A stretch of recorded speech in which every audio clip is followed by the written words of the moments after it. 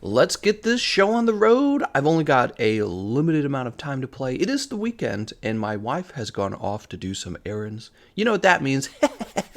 Time to play some Monster Hunter World. We're on the PlayStation 4. As you recall, this character needs to reach Master Rank 100. I almost said High Rank. And I think we should try out some new builds as well. Give me one moment, by the way.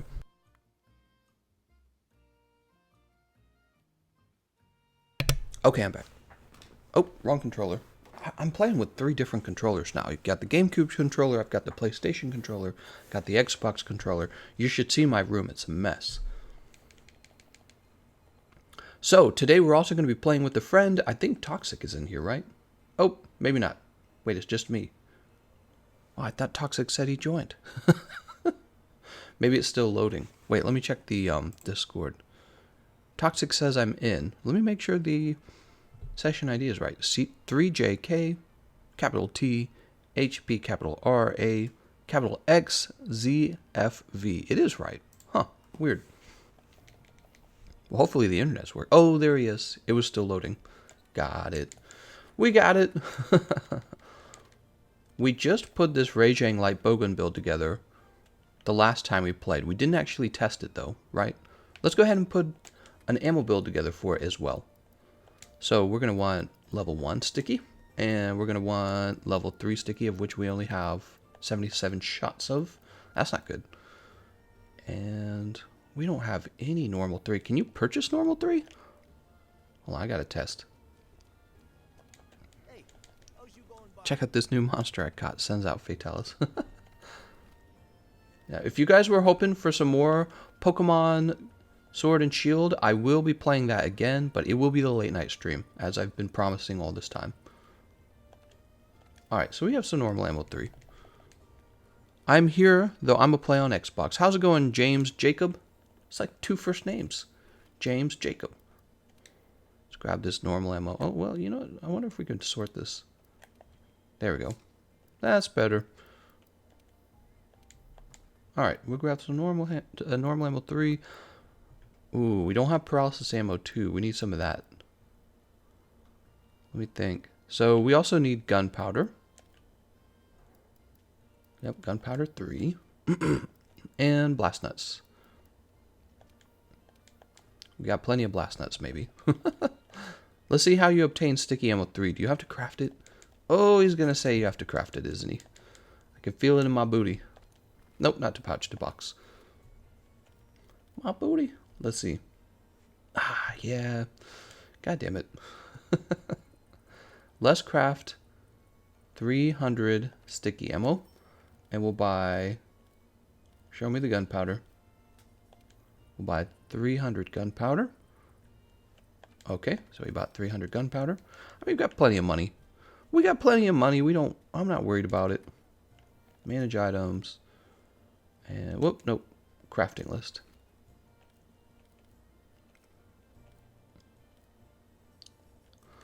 Alright, and we'll go ahead and craft 100. 100. There we go. We got a bunch. How's it going, Dugani Kuze? He says, hey, Boomer. Hey, partner, says Lemire. I can't read your name. I don't know how to read Arabic. He says, can you show build to kill Ruin Energy for the first time? Just be sure you're bringing 3 levels of health boost. Be sure you're bringing the fortified decoration. And then for damage, depending on what weapon you're going to use, most weapons use a combination of high affinity and crit boost. Really not too complicated. Health boost and fortify are the most important part to remember, because if you're having trouble, you probably don't have enough survivability.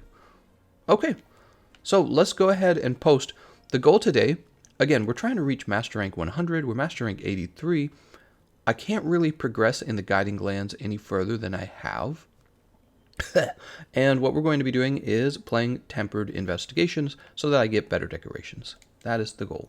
So I'll post one of mine. You guys can post one of yours. How about this? I'll post mine first to get us started. And then you guys post one after this one. I got a cough.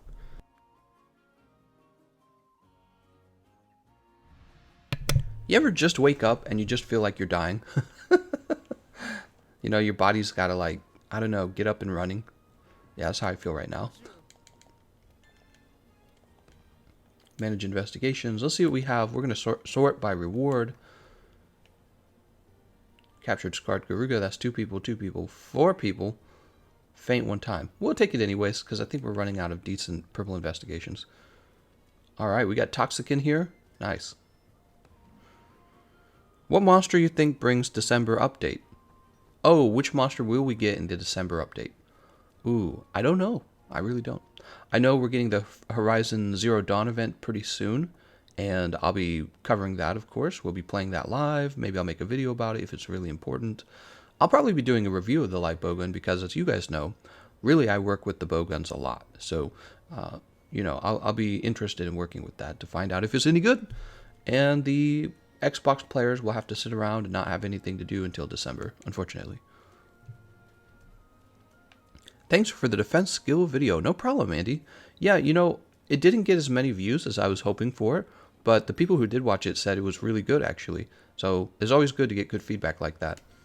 Defense is something I always was very interested in this game, and defense is all about survivability. Because once you've figured out how to survive, then you're ready to move on to going, how do I do more damage? But I think that defense comes first, damage comes afterwards, you know, in terms of how you learn to play the game. First, you gotta learn to survive, then you learn how to increase your damage. James says, I've been waiting 4 hours for this stream. Damn, dude, you've been waiting a long time. I personally think evade window should have been ranked higher. Well, I understand why, because if you're a skilled player, evade window is really something that can really take you to like the next level when it comes to iframing through monstrous moves. The problem is, really skilled players don't even use evade window. They just literally use the iframes in the game. The other problem is evade window is only helpful after you've kind of learned that monster's moveset already. So for a lot of players who need survivability, evade window is not enough for them because they already aren't skilled enough to dodge through things. So really health boost at the top, divine protection at the top, and tool specialist at the top. Those are the cheapest, easiest protective moves in the game. You know what I mean? Like tool specialist, you put on your, you put on your temporal mantle all day. Temporal mantle, rocksteady mantle, tool specialist secret. It's just ridiculous. Wait a second, is there? Here it is. Should have eaten before we left, huh? Somebody ate. Okay, here we'll have the bombardier. Oh no, we don't have bombardier. I'm sorry. We'll just go with the chef's choice platter. All right, and let's go chase down that T-Rex.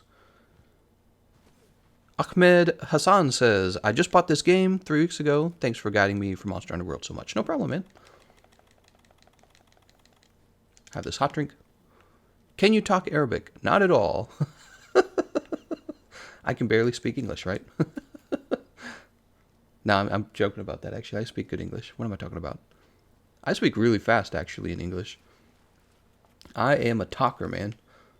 I talk a lot. But Arabic, I don't speak any other languages. I'm terrible. Outlaw says, I like jumping sense. I know the move sets of the monsters. What? What are you saying? I don't understand your sentence. Do you mean evade window?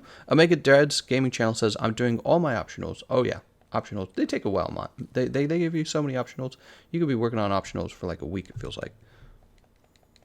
Alright, here's the big booty bad guy. Man, I need to have a drink is what I need. I need like a coffee or something. I've not been out to buy any snacks. I have no snacks. I'm a very sad boy. Oh, I thought he was going to roar. He looked like he was winding up a roar, but in fact he was not. Woo! Gotta move out of the way there. Whoa! I had to mute my mic. Drift GTR. Will she let stay on now? I'll tell her that Pro Gamer Drift GTR and Sugar Daddy sent me the big donation. Damn, dude. And then she'll be like, okay, you can play. I don't know, man. I work like crazy hard, dude. I work all day, all night, and we barely see each other ever since I really started YouTube.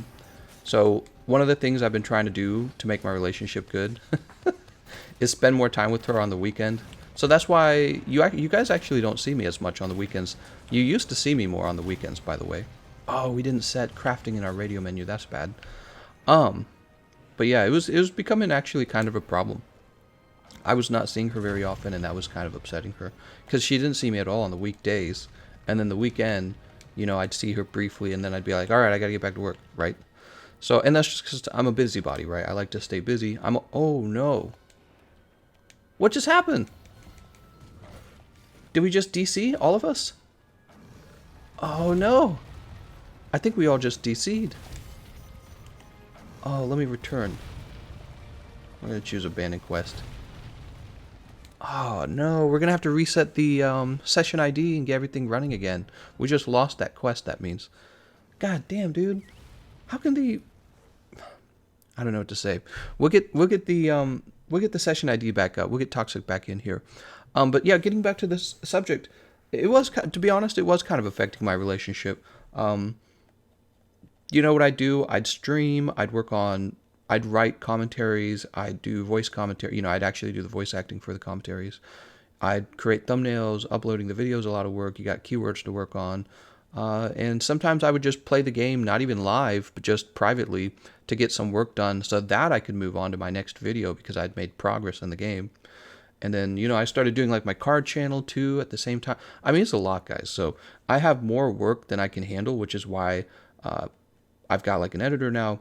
And it's like this never-ending thing. You could just work like crazy. There's no end to the amount of work you could do when you're trying to work on like YouTube. And you can't have like a normal relationship if you don't see the other person at all. So it was pretty bad. James Jake, what I tried to do actually, I tried to reverse my sleep schedule so I could work while she was sleeping, and then she wouldn't notice that I was missing, right? I tried to do that, and that didn't really work either. I didn't like that either. It was weird, and she didn't like me never sleeping with her. She was like, oh, I go to bed by myself all the time. So it was weird. In the I am Arabian, I think he's Arabian, guys. Firefree says first world problems. Right. I got to play my video games. My wife's upset. Karen's going to take the kids. James Jacob says you should play Xbox after that. Oh, after it DC'd. How's it going, Saul? Let's see. So, here's the new session ID. I'm going to update this in the Discord as well so that people know.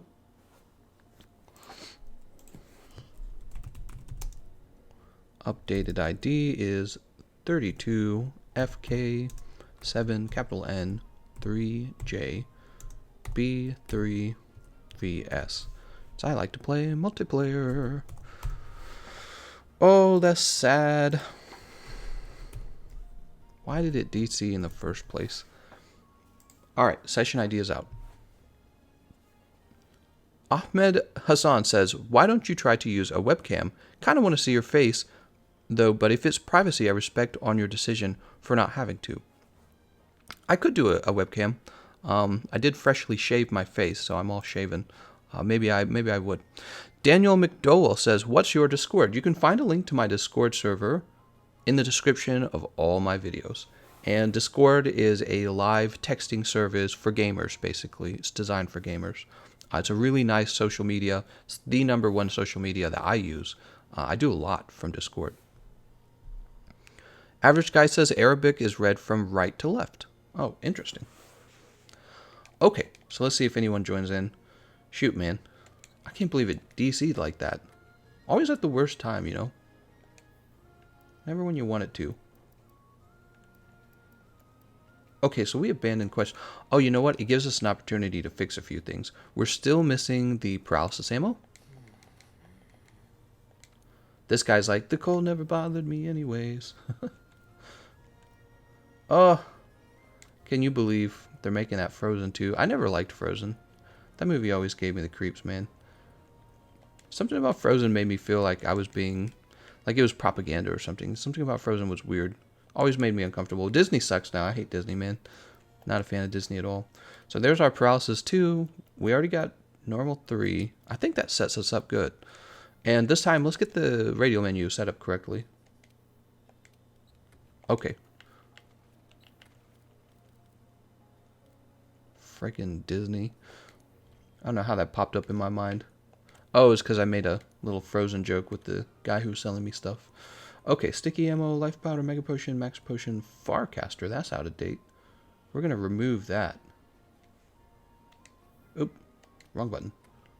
Oop, wrong button. There you go, he's gone. What do we put down there instead?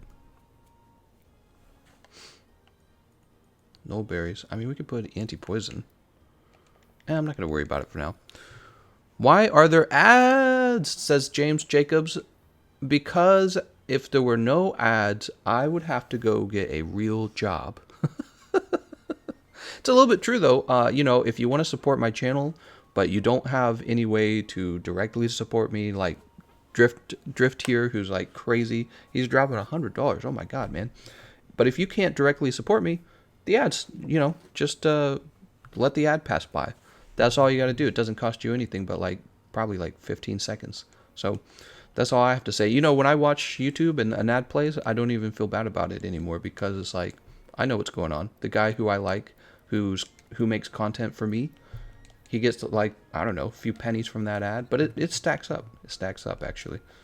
Especially when you get 70,000 views a day, basically. That's roughly what I get. I get about 70,000 views a day across my entire channel. It took me a long time to reach that point, too. I had to make a lot of videos.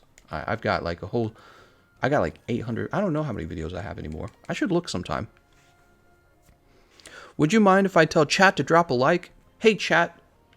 Elson says drop a like. What? All right, let's see who's in here now. Is Toxic back in? Whoa, filled up so fast. We got to have Toxic in here again, though, guys. Dovey, Curse, Kirika, Wesley, King Club. We got to have Toxic in. So let me check. It looks like Ash was the last one to join. And Chandra was the last one to join, actually. So Chandra, I'm sorry, you're getting the boot. This stream, I was trying to set it up for Toxic specifically to join. Sorry, man. Chandra, you didn't do anything wrong. You didn't do anything wrong. I'm just really trying to get Toxic in. He was in the original session before the session crashed, and really I was hosting this for him. All right, so we're waiting for Toxic to join, and as soon as he gets in, we can get running. Rajang is a sustainable farmer. Only eats the horns and lets the Kirin grow more. Right, like, he doesn't... everybody told me he eats Kirin, and I was like, damn, he eats a Kirin in Monster Hunter. But then he just pulled the horn off, so I can't imagine that killed Kirin. Kirin's just, like, disabled now, you know what I mean? I mean, we break Kirin's horns all the time, and Kirin's still alive, so Kirin can't be dead. Ethan says, what I miss? Oh, you missed us DCing, like, goobers over here.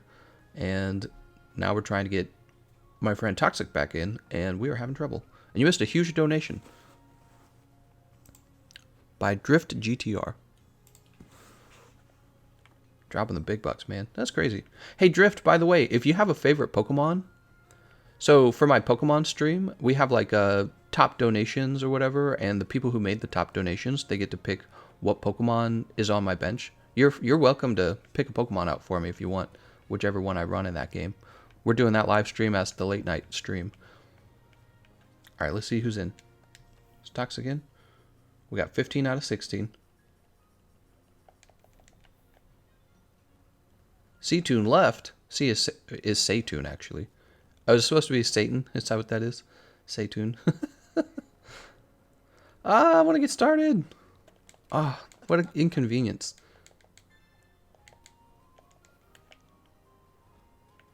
Look at this guy with this dreadlocks. How did you get dreadlocks? Creep. Gotta buzz your hair off. Get a professional haircut. How can I obtain Tempered Kirin in Iceborne? I don't know. I do not know how.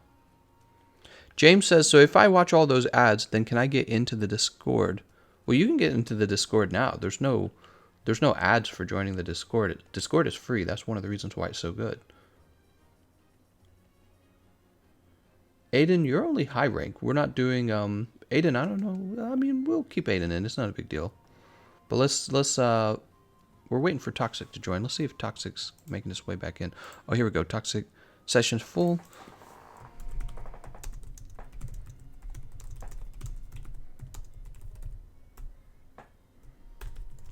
All right. Oh, man.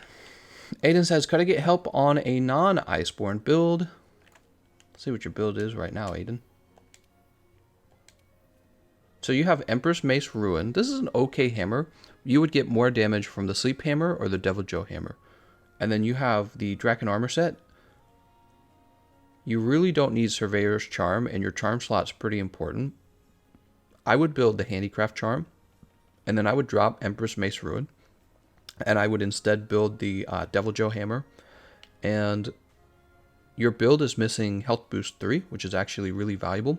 You can get Health Boost 3 by dropping the Draken Greaves and taking the Lunastra Greaves instead.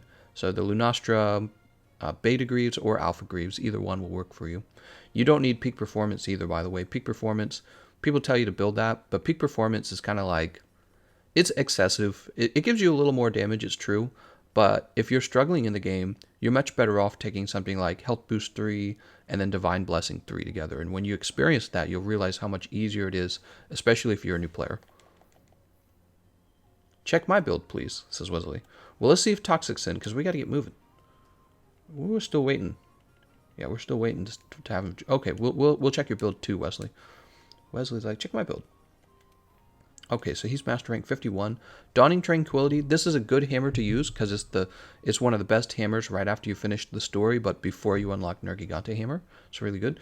Golden Headdress. So you're not building a Master's Touch setup, but Golden Raging Helmet is really efficient if you're not having Master's Touch. Kieran Jacket, Kaiser Van Brace. You could probably trade Kaiser Van Brace out with something else. Probably like the Shara Ishvalda Van Braces. Don't they give you 2 levels of crit boost? Unless you don't have any weakness exploit decorations, then I can understand why you would want to take it. But it's yeah, it's okay.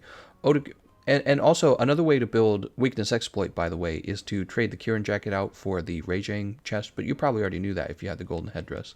Otogaron Coil and Garuga Greaves. So it looks like what you have set up here with these 3 pieces is you're trying to get your crit eye all built up without actually having any crit decorations. So it's a decent build. I don't know where you're getting the Max Might decorations from. Those could probably be traded out with crit boost. Max Might's not so strong. It's not as strong as it used to be. Toxic says, it says the session doesn't exist. Well, session definitely exists. I mean, there's people in here. Another person just joined. I'm sorry, Toxic. Well, I don't... Maybe we're having an internet problem, Toxic. Maybe it's having trouble connecting the 2 of us. You've been in my session before, though, right? Keep trying on that, Toxic. We'll give you more time. Don't worry about it. You just keep trying to get in. I'm going to clear out the last person who joined, too. Sorry, Shadow. I'm going to keep it so that there's 2 slots open. There's no way you could be having a problem if there's 2. If there's 2 slots open, then it can't be something on my side. You might need to reset your Xbox or something. So, Shadow, you're getting the boot. I'm sorry, Shadow. Shadow, I'm trying to get my friend in. He's having trouble joining. All I can think is that maybe he's running into a problem where he's competing with another player to get in, but there's two spots open in the session, so definitely you should be able to get in now. Yeah, it could be a connection problem between the 2 of us, Toxic. Maybe that's why the game blew up the session in the first place.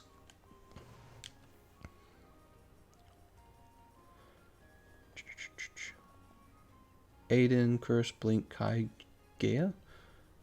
Kirika. I mean, because the session... Wait, is there somebody in here again? Shadow's in here. Saytoon has joined the online session. Oh, it's because it filled up again, Toxic. Hold on. I'm kicking these guys. Saytoon, we're trying to get Toxic in here, Saytoon. Robber of Jax, he says, snack time. Pizza time will come later at 9 for Pokemon. Damn, dude. Oh, are you saying, will I have pizza for Pokemon? We can have pizza for when I play Pokemon, although it will be really late at night. I probably won't be ready for a snack at that point. So, Toxic, the reason you couldn't join, roll one if you want. Okay, so Toxic is going to restart. Guys, here's the deal. We're only going to have 14 people in the session for now. We got to get Toxic in here. That's the whole point of the live stream. Otherwise, what was the point? Okay, so let's see if we can join somebody who's already posted a quest. Help them out. Whoa. Oh, that's post a quest. Join a quest. That's what we want. Available quests. We got some optionals. Hunter Flambe and... Ooh, we're going to grab this Tigrix. Don't worry, Toxic. We're going to keep that slot open for you. I'm only going to allow 14 people in the session for now. And then Once you're in, we will allow the last person in as well. We're going to keep the 2 slots open for you to make sure it's easier. And I think what happened, Toxic, I think that Saytoon and Shadow were joining at the same time, and that actually filled it up. So Nix and Layla, you guys might not have been listening, but we are keeping these spots open. There we go. Yeah, you guys gotta stop joining now. I'm trying to get my friend in. Just making sure there will be a Pokemon stream later. There definitely will be. Yeah, Robert. So the Pokemon stream will start probably around 11 p.m. tonight. That's my late night stream time. So I will definitely be on around then. Lemire Low says, was the wife that went to time? What if Gameconomist was the wife that went to time? What are you talking about? I have no clue what you're referencing. Alex says, Nyx is a cool name. Drift, he says, did augmentation change for Iceborne? And if so, how? Yeah, so it did change for Iceborne. The way it works now is you need new materials, particularly from the guiding lands. And you know what? I'm not super familiar with all of the augmentation changes. I know you can augment for like elemental damage and ailment damage, and you have to augment to increase your slots. It's kind of expensive, and it's most of the mastery of augmentation, it seems. It really seems to come down to understanding what materials you need from the guiding lands. That seems to be most of the complicated parts. James Jacob says the vid is not HD. I don't know what you're talking about. Oh, wait. We didn't need to jump in the tent. We needed to eat at the canteen because we haven't eaten. Because it dropped us off in the middle of nowhere.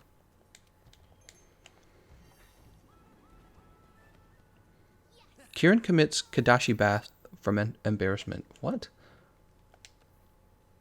Alright, people are still joining. Who joined? It was Ketep.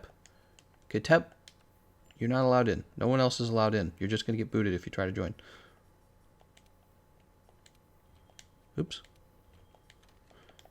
Ketep, we're keeping this slot open for Toxic. When Toxic joins, you guys can then join for the last slot. But if you join ahead of that, I'm just going to boot you out. So, you know, it's almost no point. Not almost no point. There really is no point. I'll grab our temporal mantle.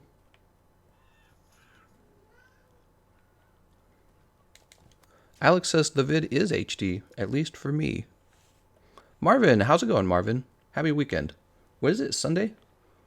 It's Sunday. That means we got to talk about religion in this stream, right? Ree!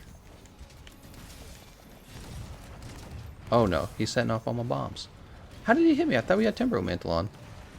I guess we didn't have temporal. Oh my god. I shouldn't have stood up so fast. Oh, we got 1 life left. I should have waited. I thought that my big mistake here is I thought that we had the temporal mantle on, and we did not. We did not have the temporal mantle. We certainly did not. Wait, where is it sending us? Why is it sending us over there? That is not the right direction.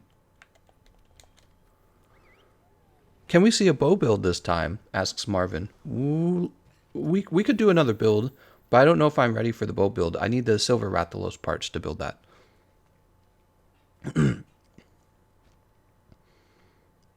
How's it going, Saul?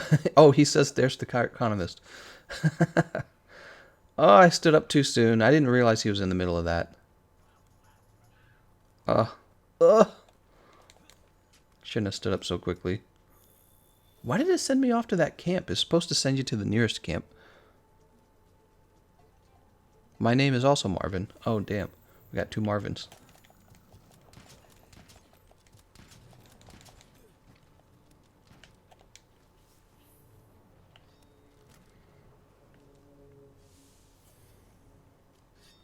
Alright, I don't think anyone has a good wake up.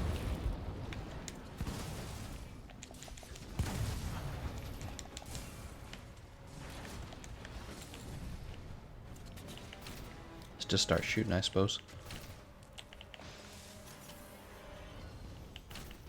Whee!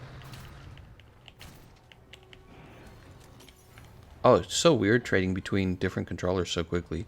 Xbox, GameCube, PlayStation. Oh, are they going to have a Turf War? These guys Turf War, I know they do.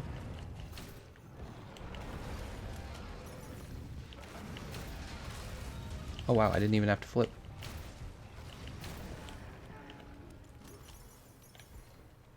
I like how openly you talk, says Elson. Well, you know, I guess that's because I do a lot of thinking, to be honest. I do a lot of thinking in my private time. These are my favorite things to talk about. Religion, politics, money, health a little bit. Yeah. And I feel like there's a great deal of fear talking about these things publicly, because if you talk about it publicly, you're going to get in trouble.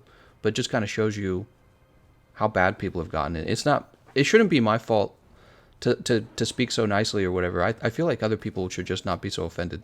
So yeah, I'll usually share my feelings on something just kind of honestly. Marvin says, I'm from PH, so it's already Monday for me. I'm from PH. I don't know what PH is. Rekka Wolf says, nice red looking avatar GE. You mad, bro? In fact, that is the reason why the logo is red. I like the colors red and black. They remind me of anger, and they remind me of, I guess the word, what comes to my mind is it makes me think of like my enemy, basically. That's why I like the colors red and black. They're very actually confrontational. Sticky ammo spam intensifies. That's right. Also, let's check and see how many people are in here. Oops. Is Toxic in here? There's 16 people in here, and it's probably not going to be Toxic, and I'm about to get very annoyed. Let's see. A patch needs to be booted. Come on now. What the hell? When people talk, it backs up.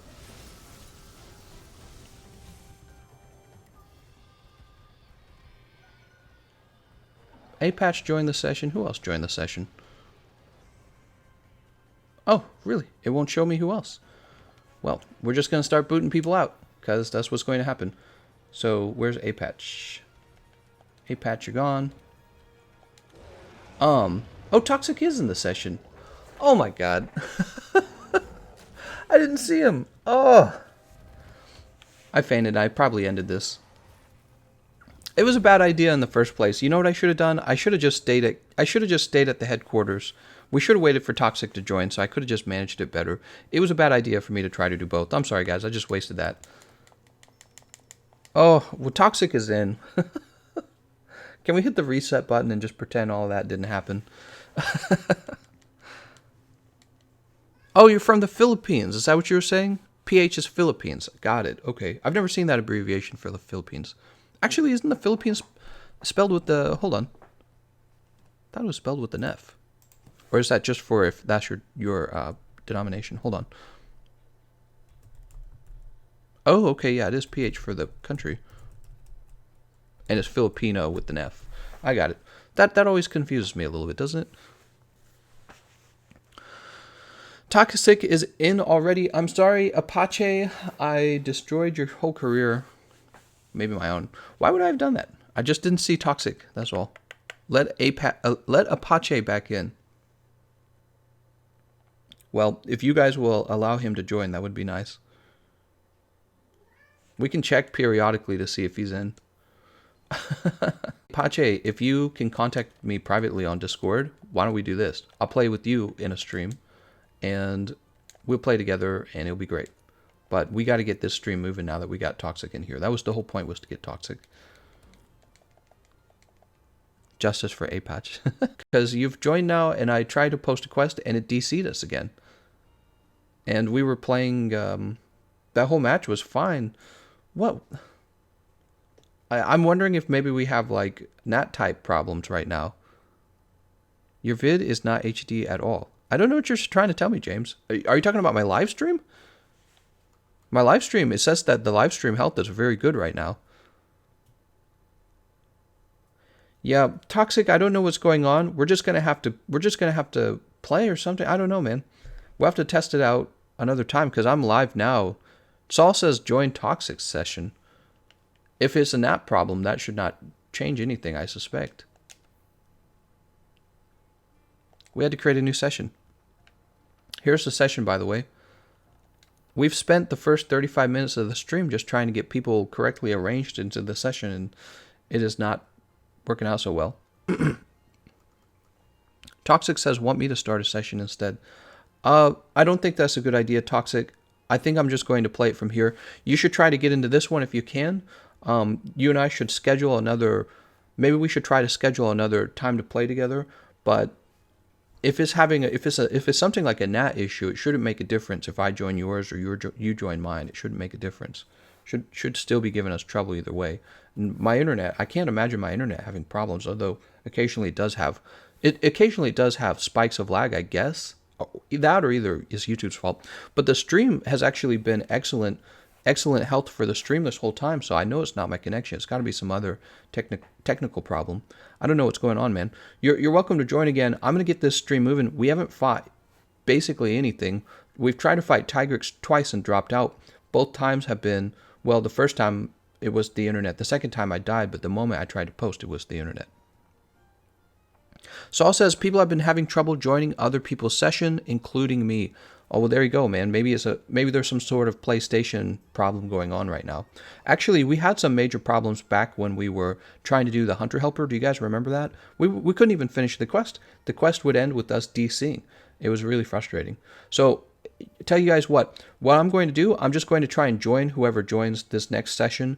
If it DCs us again, I'll try to play with randoms. I don't know what to tell you. Yeah, maybe there's some connection problems going on. I never have this problem on the Xbox. Yeah, weird, isn't it? Never have this problem on the Xbox. So it's very rare anyways, if I do have this problem. If you guys want to post okay, Toxic made it back in. Perfect. If you guys want to post a quest, I will join it. But this will be the last time. If we DC again, I'm just going to play with randoms, and we'll change the... Well, I suppose we don't even need to change the title of the live stream, because it's kind of a dumb live stream. My wife left to run errands. That's the title. Oh, man. I'll wait for one of you guys to post a quest this time. Monster Hunter World is on that BS or PSN or Capcom or all three. Yeah, one of them's causing it, probably. People have been trouble joining... Oh, I already read that one. I already read that comment. Alright. Yeah, we're just waiting for someone to post a quest. We'll join them. Tempered Basil Goose. Your master rank isn't high enough. Oh, we can't even join that one, Toxic. Kai posted a quest.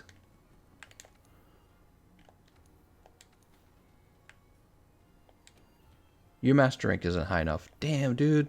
That's why we got to get our master rank up. Maybe I should post. Well, I don't want to post that other... Well, unless somebody else can eat for Feline Safeguard. I'll post this guy. Damn. So frustrating. Just trying to get this running already.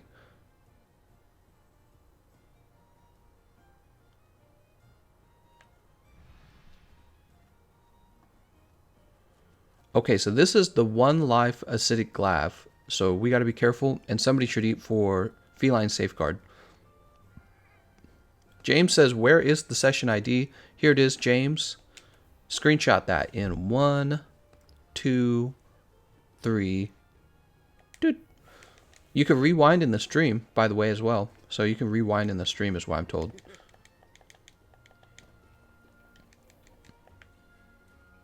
We have Ken, Dovey, and Wesley. We're just going to go for it, man. We've got to get moving, because we have not killed even one thing yet. And time's a-flying.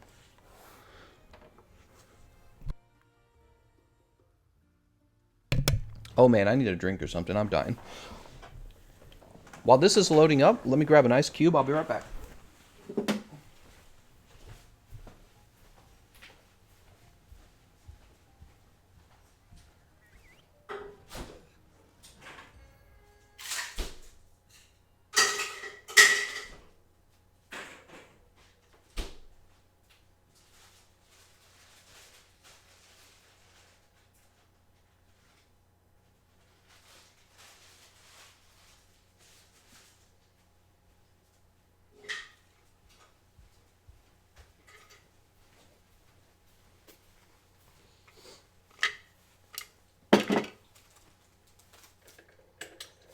Cat's laying in the sunlight.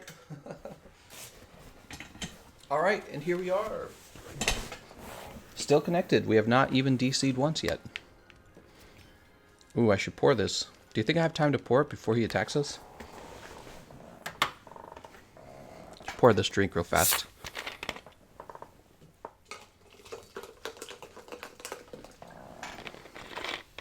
Okay. We are officially running. Oh my god.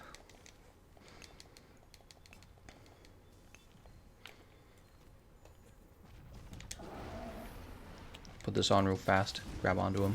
Oh. We'll make a pod real fast.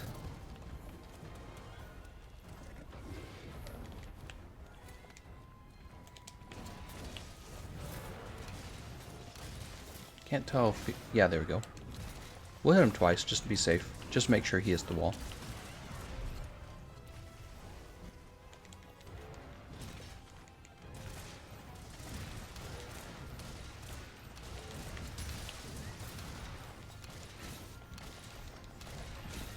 Oh, he's mad. Okay.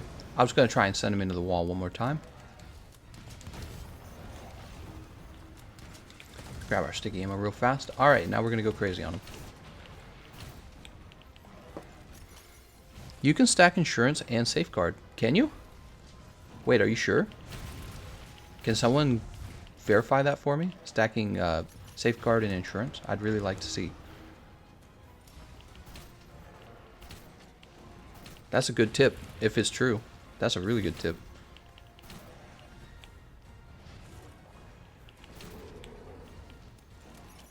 Yeah, that's really valuable information. We're shooting you in the face. You're going to get KO'd in a second.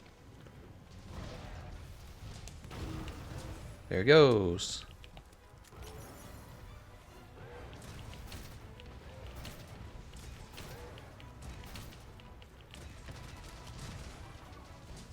Alright, who's he going to go for? Let's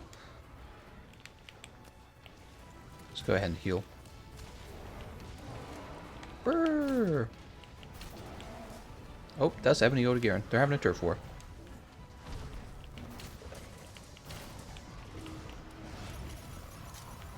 I like how during the turf war, it's like you can't be hurt. It's pretty funny, actually, if you think about it.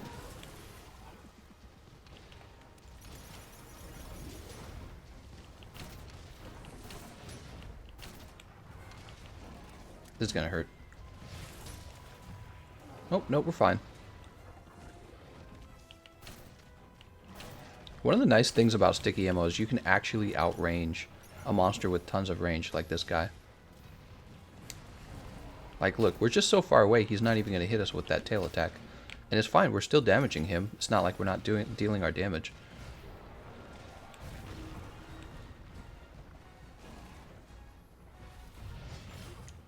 I just got one-shotted. Oh my god, it's so bad. None of us picked up safeguard. That's too bad. Have you played MHST? I don't think I have. Monster Hunter Story? Oh, we've lost all three of these. He one-shotted me. James Jacob says, what heavy light bowgun build would you recommend for me? I've killed ECD Shara, but I've killed Shara, but not Rajang and not Ruiner. Go build the Zora Magdaros heavy bowgun and go look up my sticky ammo build with that. He just one-shotted me. Jesus Christ. I was full health.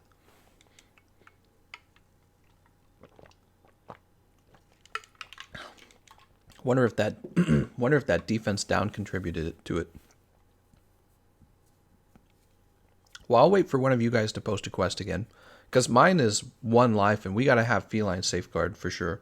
But I don't think anyone ate for it. I'd already eaten a meal, unfortunately, because I didn't think I'd have to post.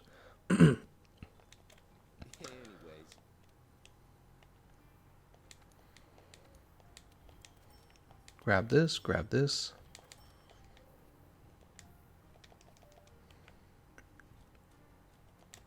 Doo-doo, Scooby-Doo. Wow, this game actually has good sounding music. Pokemon's music is kind of a shame. It's really not good.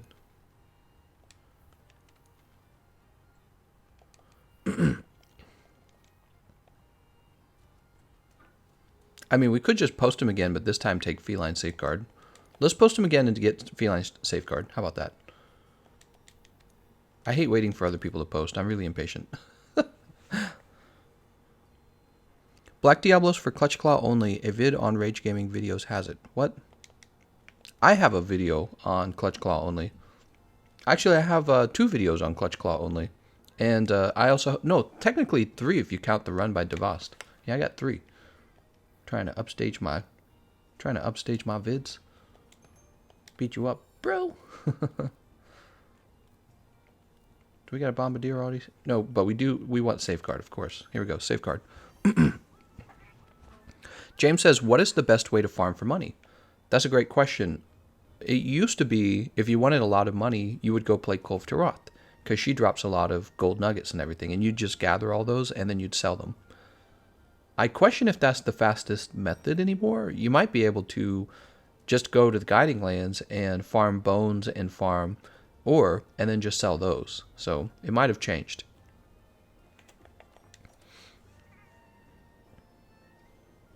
Might have changed.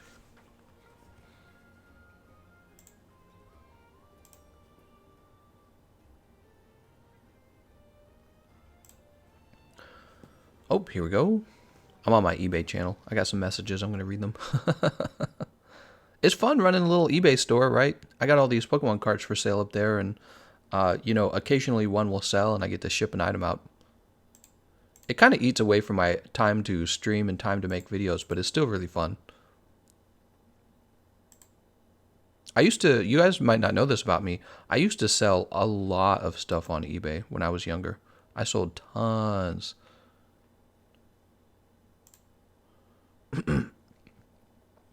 Saul Cruz says, are there any Pokemon cards on eBay that you are trying to buy?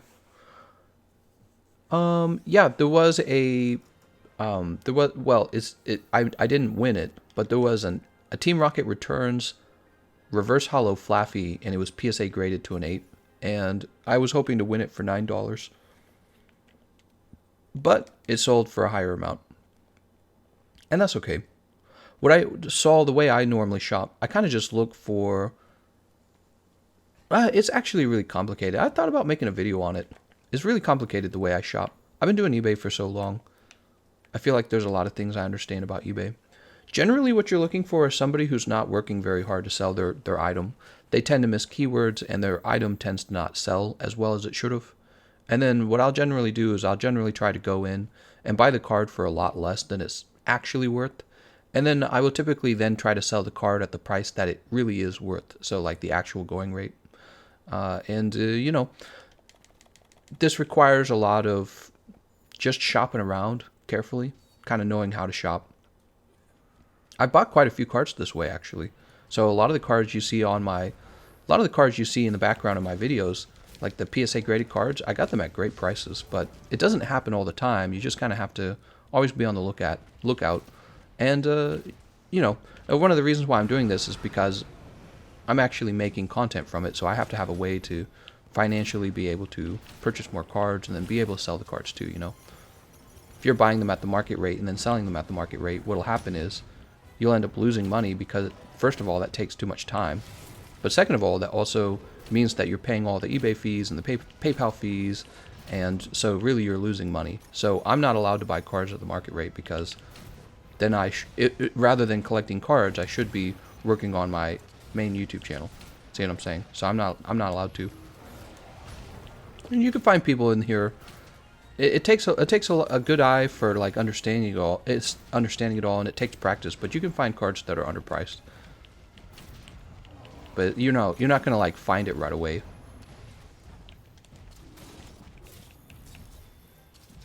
Shoot you in the face, man.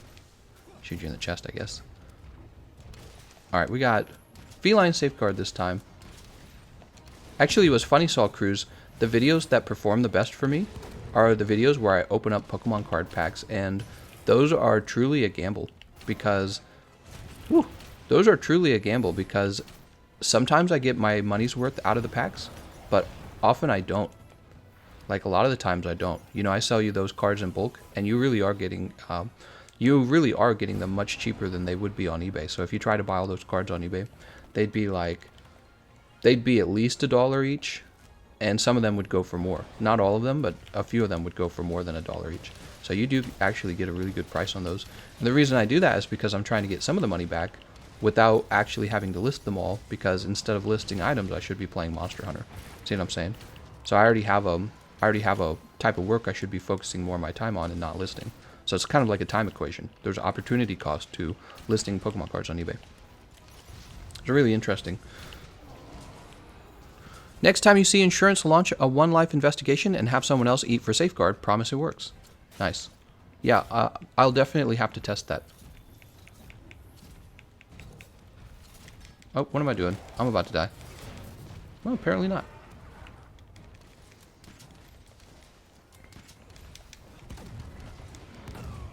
Ouch. He's gonna kill me. Oh, and that's paralysis. Let's get this sticky out. Yeah, on the booster packs, sometimes I get a really nice card, and this card makes the booster pack worth it, and sometimes I don't. Sometimes I get really only crappy cards, and then I lost money, honestly. So it's truly a gamble, which means when you do win, the wins have to make up for the losses, right? So when you see me pull a really nice card, it's not like I automatically made money. Really, all I've done is I've covered the losses from a previous pack opening. Does that make sense? So opening the packs actually is quite expensive. And then if we go off of like content made from buying cards on eBay, the problem is if I buy a $30 card, well, you can open up a piece of mail with the $30 card in it in like a minute. It doesn't take any time. So opening the booster packs is, they are much cheaper and perform much better as a type of content when it comes to opening cards, because it takes longer to go through a $3 pack of cards, and that's $3. Whereas a $30 piece of mail, you're done with it in like 2 seconds, and then that was $30. So unless I was like a trust fund baby and I had a ton of money, I couldn't really do I couldn't really do mail openings all the time from eBay.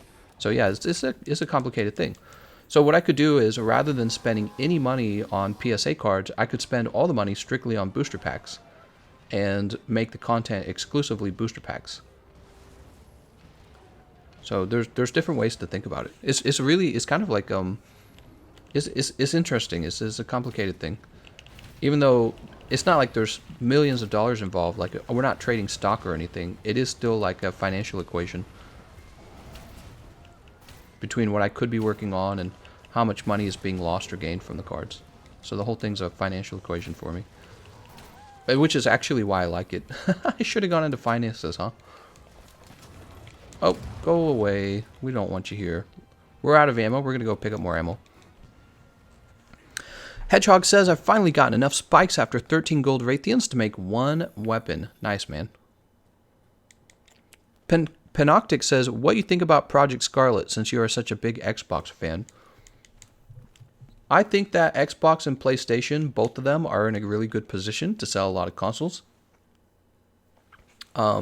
I think that Xbox made the right move. I can't remember when it was. It was not too long ago, but basically they bought up a bunch of indie game developers. I think that was the right move for them. That was what they needed to do. I think all Xbox really needs to do now is release some serious first-party games that you can't miss. And the problem is with Xbox this whole generation, besides the fact that it forced you to buy Kinect at the start, besides the fact that they had horrendous PR. Oh, and there we go. We still lost. That's too bad. It wasn't my fault this time. You don't think that defense matters until you go into a one-cart investigation, and then all of a sudden it does matter. Darn, no rewards for us in the last 55 minutes. That's really bad. We very badly need a win. Alan says, build an ailment build for melee weapons before your next hunt. Nah, I don't like... I mean, unless you're talking about like poison and blast, I don't like ailment on melee weapons. Is it just sticky? Yes. I'm not used to my iPod autocorrect. I'm not used... Oh, right. Yeah, that's a rip. Have you got some 5 gold investigations? No? I don't know what you mean. I might, but I'm doing tempered investigations, and apparently I'm losing them all. Well, the previous one, nobody ate for safeguard, And then this one, we did eat for safeguard, but 2 people died. Sucks. And then the previous one before that, we DC'd. So we've been having a bunch of DC problems. So we're not going to join that one. Let's grab some ammo. So far, we have not DC'd, by the way. I don't know if you guys have noticed that. We have not had a DC happen. Let's see if we can join Toxic.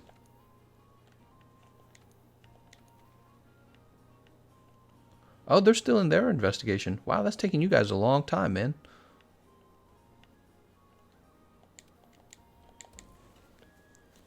All right, here's a four reward Garuga fight. And this is another great fight to be using sticky ammo.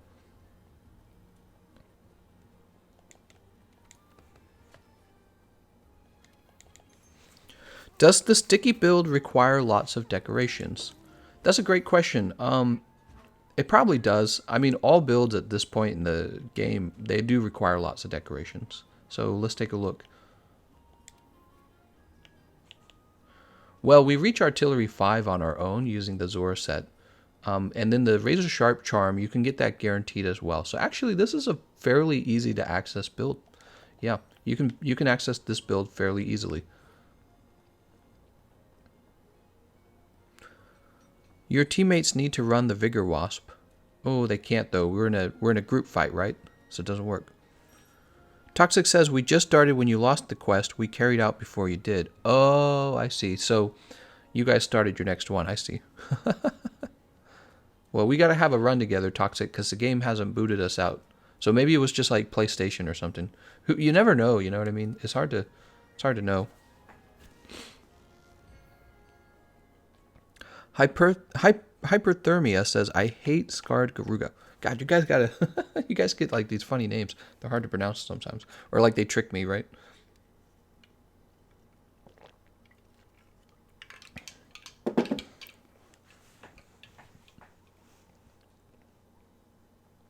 The true spare shot requires more decorations, but you can still build an Artillery 3 charm. True. Well, we put this build together. Actually, I think we put it together because it was very cheap, and this is my PlayStation account. I meant the heavy bowgun build. Okay, so for the heavy bowgun build, yeah, you probably need like artillery decorations of some sort to put that build together. But I mean, you can go with, like you said, the artillery charm will work as well. So let's jump up here. How do you feel about Attack 7, Agitator 5, and Artillery 3 sticky ammo build?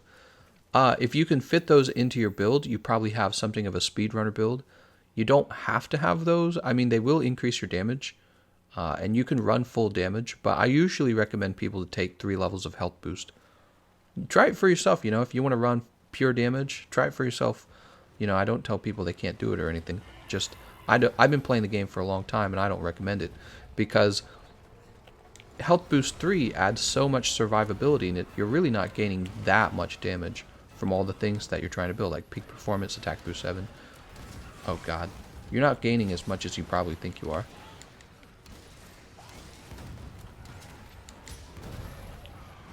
Ooh, we need poison. This game is so much more difficult than Pokemon. Pokemon is like very passive almost. Is he mounted? He looks mounted. Oh, he's not mounted.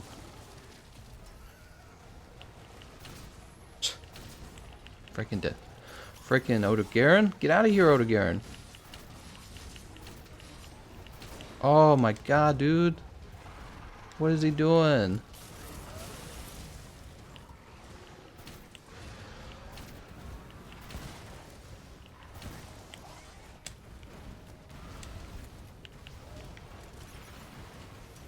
Thanks. Somebody poo-pooed him. Blink, your poo-poo paw's gotta say, uh-oh, stinky. When you shoot it, the auto message has gotta be, uh-oh, stinky. This is the new law. Don't you know anything about laws?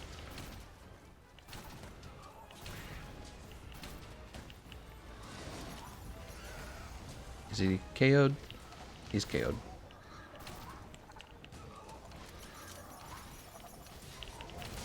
I wasted a sticky ammo. The reload there. Is that paralysis? That's paralysis.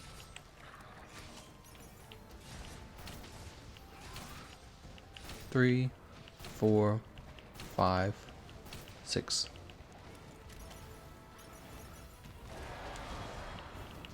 One. Oh, we missed. Oh, we missed. I think that one landed, actually. Did it? Yes. 1, 2, 3. So let's see what you guys are saying. Bring 1 level of geologist. This Yangaruga looks like it was took from the old world, feeded with crack, and then got sent into the new one. I use the bandit mantle for hurts when I don't have much trouble. Oh yeah, bandit mantle is good for earning money. I forgot about that. My dung pod shot out is turd launcher. No, it's got to be uh-oh stinky. Ethan says the geologist glitch doesn't work on bandit mantle items. James Jacob says I need to go from the stream to watch the heavy bogan build. I will be back. For sure, man. Have fun with that. Let me know what you think of it. It's the build I use. I think it's really good. Is he off to the next location? Oh no, he's been grabbed. Alright, we don't want to KO him because he's been mounted. So the mount will give us one knockdown anyways, right? So we're trying not to frick this up. And we just shot him in the head. Watch us KO him. Woo! Wait, I thought he was mounted. Is he not mounted anymore? No, he's not mounted anymore. Whee! He's off to the next location.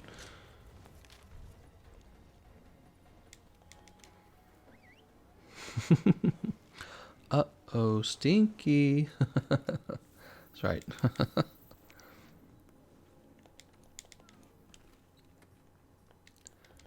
If your shout out for the dung pods is not uh-oh stinky, what are you doing with your life? Seriously. A stream without notif in Discord. Wait, are you saying I didn't notify people? Bro, I shake my head. He was clutch clawed. Stream without notif in Discord. Did I really not notify people? Hold on. Now I'm curious.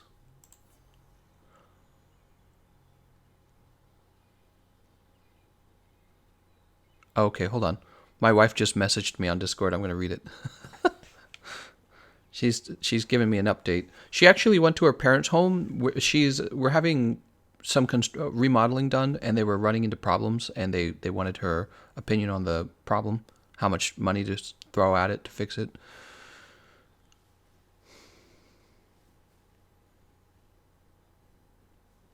I see. Man. So much trouble. Yeah, my wife and I, we've been having a wild year, man. She, her mother, my mother-in-law, she was found to have stage 4 lymphoma cancer, and she went off to go have that treated. And actually, she just got her CAT scan, and the doctors say that the cancer seems to be, I guess, gone or whatever. Yeah, I don't really understand how all that works. Does cancer ever really leave? But yeah, so the doctors are saying that she's good. She just had that done. It was a PET scan. But not before we spent thousands of dollars. We sent them tons of money, and more importantly, she had to have multiple she had to have like 2 surgeries, and in order to afford that, they had to sell their home. They sold it to us, so they sold it to me and my wife. So we've got our mortgage and their mortgage, and the plan was that they would do that to get a loan from the bank, basically from the sale of the home, and then they would just pay us rent. But they haven't been able to pay us rent at all, so we just kind of I'm dead. So we just kind of pay for everything. And now what we're trying to do, because they're having so much trouble financially, we're going to sell the home ourselves at the correct price and move them into a home that should be easier for them to afford rent on. Just a smaller home, basically. So we've been dealing with all this crap at the same time. It's really, really, really awful.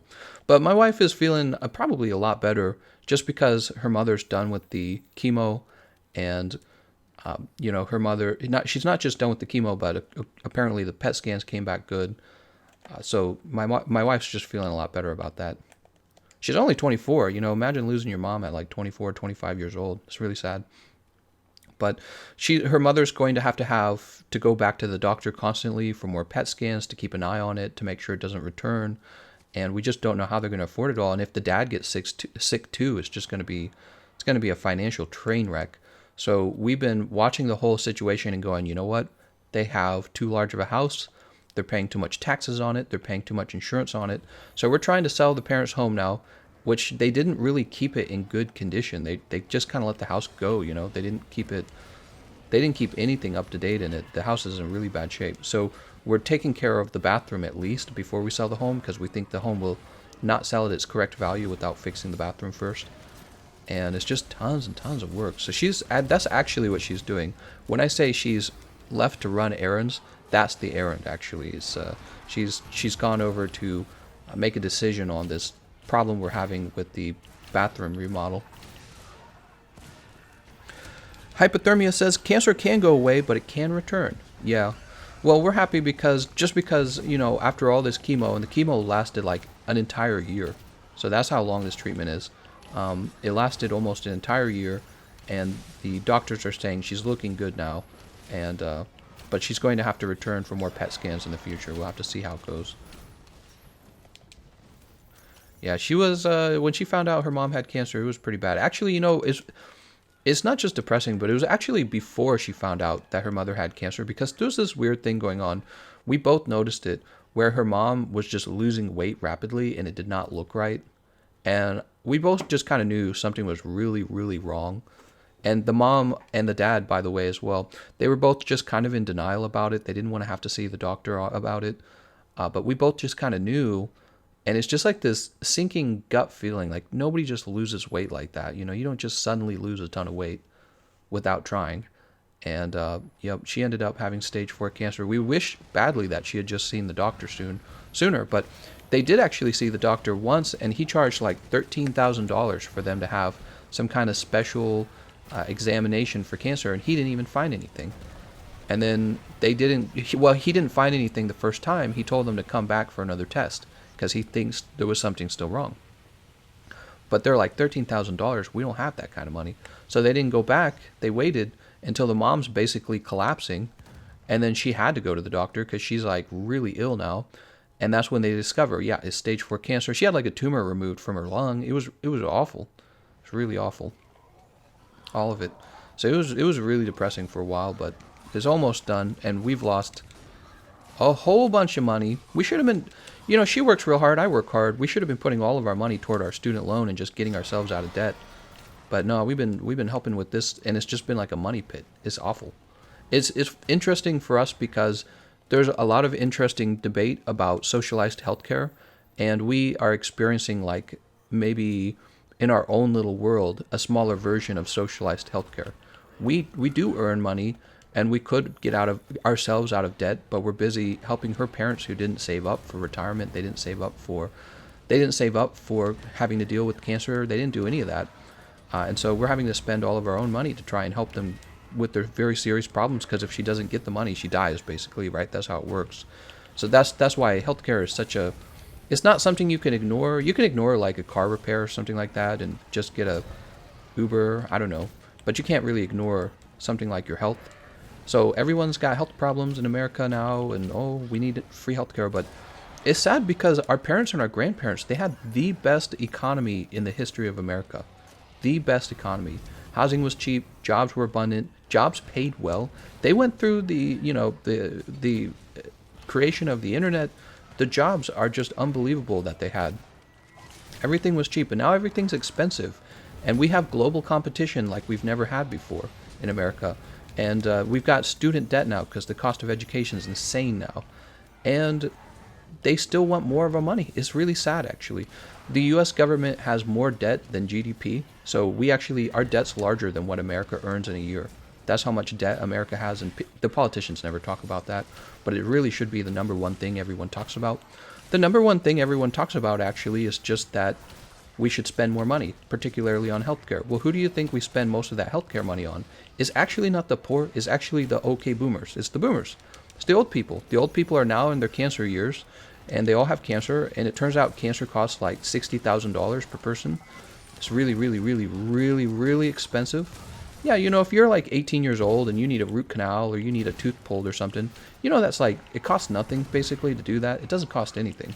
So if we needed socialized healthcare for like an 18-year-old kid, I'd do it now. I'd vote for that today. I'd vote to give 18-year-olds socialized healthcare. So actually the elderly who had everything They are the ones who had everything going for them. The American economy was insanely good. The only surplus in the American economy was, well, not only, but the last one was during the Bill Clinton administration. That was years and years and years ago. That was our parents that had that. And here they are. They need our money for cancer and all the other stuff. And it's like, you can't just say no to them, because that means they die. And that's the saddest part. So they got to spend their money on big houses and big cars and going on vacation that they don't deserve and not saving up for retirement that they should be saving up for. And then, all these problems come along when they get old, particularly their health. And yes, the cost of healthcare in America is too high. We have to lower it. We do. It just makes no sense that we would be America with the most expensive healthcare in the world. It just doesn't make sense. Because America is supposed to be about capitalism, where if something's too profitable, other businessmen jump into the market and drive the cost down. That's capitalism. That's free market capitalism. So something's wrong with that has to be fixed. But it's just crazy to me that our parents had so much going for them, and now here we are, and we're all strapped down with debt, and the cost of housing is so high, and the cost of education is so high, and they just take and they take and they take and they take. They want more money. It turns out we didn't save anything for retirement. Please save us. It's really sad. It's really frustrating. Weekend says, wow, sounds like that doctor ripped them off. No, he didn't, actually. It's just the actual cost of cancer. So if you guys are young, or even just in your 20s or in your 30s now, if you're not saving up for dealing with cancer and heart attack and diabetes, you're going to be in the same position that my in-laws are in, where they spent money on things they can't really afford, and then they found out, oh my gosh, going to the doctor is insanely expensive. Surgery is like super expensive. Doctors get paid $300,000 a year. They're really expensive. So, you got to stop now and start putting money away. You got to spend less than you earn. You got to put some money away and really think about taking care of yourself when you're older. Do your older self a favor is what I'm saying. Is he asleep? Is this how he sleeps? Oh, damn. Ray Jang's here. Quick, get him. We got him. Woo! Atsui says, I can't imagine being in the situation. I imagine I would harbor a lot of resentment toward her parents. Well, she feels it too, actually. So she's mad at them because one of the reasons they waited to get her treatment, so they're very religious, and the dad was like, well, we can just pray it away. But also, we suspect a very large part of it is because they're very poor. Her parents have lived paycheck to paycheck, and there was nothing stopping them from saving up some money. And, they had a very normal middle-class life, actually. Her parents did, a very normal middle-class life. So they were given the opportunity to put money away and take care of themselves when they were older. But what they actually did was we know for a fact what they did with their money. They wasted crazy amounts of their money. So they would give, they would just give crazy amounts of money to like the church, right? And by crazy, I mean not $100. I mean like thousands of dollars. They would just give thousands of dollars to the church because the dad's very religious. And they thought that they're doing the right thing with this, but they're not taking care of themselves first. That's part of the problem.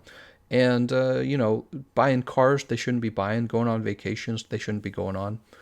Buying all the nice things that everyone tries very hard to sell. America, we're a consumer society. You buy stuff.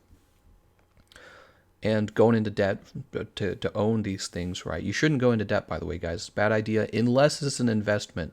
That's the only time you go into debt. You should never go into debt for a luxury like a nice car. It's just a dumb idea. You're just somebody else's asset, basically. You make somebody else money when you do that. So they made a lot of bad financial decisions, and they got older, and it turns out their bad financial decisions now affect us because we either tell them, hey, you had a chance to save up your money. This is our money. We're trying to get out of our own student debt. You have to go take care of yourselves. And basically what we would be telling them is, sorry, you're going to die. That's what you're telling them. And it's the same way with socialized healthcare today. So we have an aging population, everyone's mom and dad's, right? And they're saying, you should pay for our healthcare. And we're saying, you should pay for your own healthcare.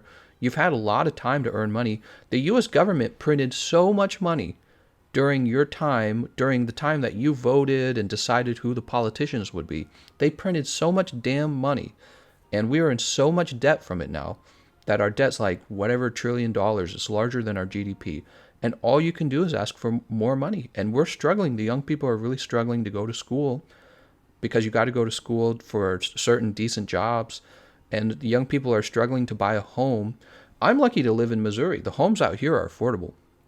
When we saw the price of homes in California, our minds were blown at how expensive they were. Like, that's no way to live. You're basically, you just can't live out there, basically.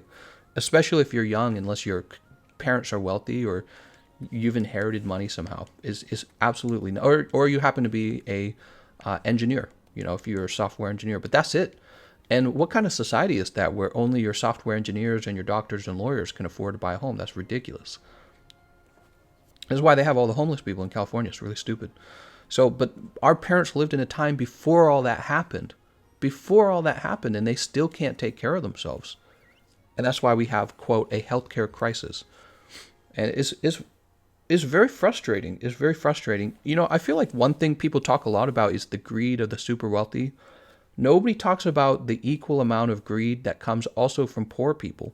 Nobody talks about that. As if poor people can't be greedy. It's almost the other way around. It's almost like poor people are greedier than anyone else. That's why they're so bad with their money. They're like, they have no way to tell themselves no. Like, no, I shouldn't buy that lottery ticket. The house always wins. The lottery ticket is bad. No, I shouldn't buy that luxury car. I don't need a luxury car. I need to get myself out of debt and take care of my children, right?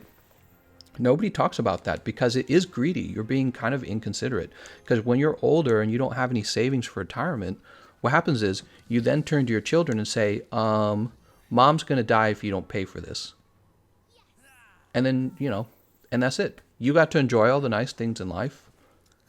And we didn't. We're getting older, and we're just paying debts down, and we're dealing with the student debt and the house debt and all this other crap for you. And you got to live your life, you know, kind of carefree in contrast. It's really, really, really frustrating. And not everyone's experiencing this. Some people actually had parents who did save up. And but the sad thing is most people didn't. That's really very kind of serious. My worry is that the next generation, so, you know, I'm a millennial and you guys are Gen Z, probably some of you. Some of you listening to this are probably millennial as well. We're next, you know. Are you guys saving up for retirement? Are you guys saving up for your medical bills? Eventually you're going to need it, right? Eventually you're going to have cancer or heart attack or diabetes. It's not a question of if it will happen. If you live long enough, it will happen. So, you know, have you put anything away for that? And your answer, everyone should be yes. Everyone should be saying, yes, I've put some money away for that. Or I have a plan to put money away for that. Yeah, I can get it. You know, you got to go to college and all that stuff. You got to go into debt for college, which our parents really didn't have to. But I get it. You got to go into debt for that now. But you got to have a plan so that at some point you really are putting money away for your retirement, for health, you know, healthcare and all the other stuff. Plus, you know, I don't know about you guys, but when I'm old, think about this. When you're old, it's not like you're going to be having great sex. You're not going to be racing cars. You're not going to be doing any of the fun stuff that young people do. There's really only one thing left to do when you're old. Enjoy all the wealth that you accumulated and go on a cruise. You know what I mean? So when I'm old, I want to go on a cruise and take care of my cancer. Both of those things. So you got to have goals like that. Gorilla says, poor people will always be poor. I'm learning about finance now, and my family can be really stupid with money, and it's heartbreaking. Well, that's what I'm experiencing. It's heartbreaking because chemo is super terrible. It literally destroys it's poison. So chemo is poison. And the idea of it is that it destroys the cancer faster than it destroys your own cells. That's the idea of chemo, for those of you who don't know much about cancer. So the idea is chemo targets fast-growing cells in your body, and it destroys them. So like skin, hair, fingernails, that kind of stuff, right? And at the same time, cancer, if you didn't know what cancer is, some of you might not know, cancer is just like cells in your body that they've like broken, basically. They're blueprints that tell them when to, you know, to split and reproduce themselves. Their blueprints are broken, so they're just kind of producing themselves over and over and over again too fast. That's what cancer is, for those who don't know. And it happens because you get older and your cells get radiated by the sun and all the other bad stuff. It's inevitable. Everyone gets cancer. It's one of the biggest problems that the human race has. We eventually get cancer and die. So if you don't get a heart attack, if you don't get it, you know, like your brain disintegrates, if you don't get diabetes or whatever all the other problems are, you eventually do get cancer, and then that kills you. So cancer is your cells dividing too much, and chemo attacks those cells. Chemo is a drug they put in your body, and basically it targets fast-growing cells. That would be cancer, but it targets everything else too. It doesn't really discriminate that well. So when you're on chemo and you're like, why is this person missing all their hair? Why do they look so frail? It's because the chemo kills everything. The chemo kills everything. And it just so happens that your body outlasts the cancer. That's the whole idea behind it. Your body outlasts the cancer. That's what chemo is. It's horrifying. It's expensive. It's extremely painful. You can't really eat very well when you're on chemo, because your body doesn't want to eat food or do anything. It's just because it's poisoned. Your body's been poisoned. It's trying to deal with the poison. So it's a horrible, horrible thing. So you imagine not even being able to afford that too, though. That's the thing. Can we stop him? Nope. So when you guys are getting older, you gotta have enough money to afford to take care of yourself when you get cancer, and B, you should have some money to go on a cruise, and actually have something to look forward to when you're old. When I'm old, I want to have a nice home in a nice area, and I want to go on a few vacations and see the world, right? That's what you do when you're old, because you're done taking care of your children. You get to see your grandchildren, you get to send them presents, and you get to put a trust fund together. You get to take the money you earned, put it into a special savings account, and give that to your grandchildren so that when they're growing up, they don't have the same financial problems that you did. That's the whole idea of it all. And instead of taxing yourself in old age, which is what Bernie Sanders wants to do to you, this is why Bernie Sanders upsets me so much. Our parents and our grandparents got to spend their whole lives not being taxed the way Bernie Sanders wants to tax you. He said it himself, he wants to tax the middle class. I'm pretty sure Elizabeth Warren will have to do that as well. It doesn't make sense how. She wants like $40 trillion for healthcare. Where's that going to come from? Some of it will come from the wealthy, and I get that. But a lot of it's going to come from the middle class as well, and they don't like to say that. They don't like to admit it. But here's why that is such a tragedy. Because our parents and our grandparents have had their whole lives to become wealthy, and they have been able to do that without receiving a special socialized healthcare and socialized education tax. They've been able to become wealthy without those taxes. They've lived without paying those taxes.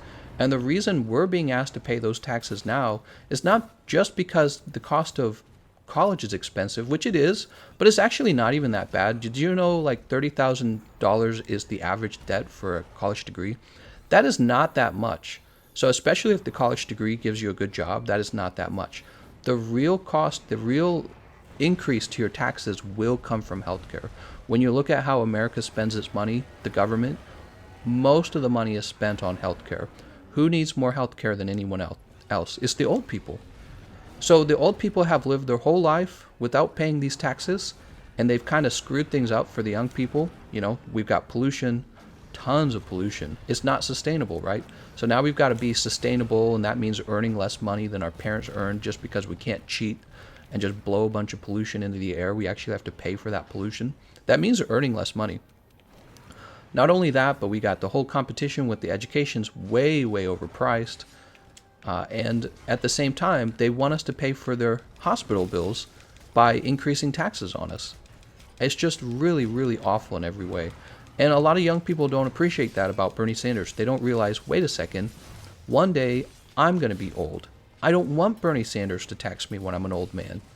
It'll happen to you guys. You'll be old just like the old people today. If you get mad at rich people, what you're overlooking is most rich people are old people. Most rich people are old people. Their lives are over.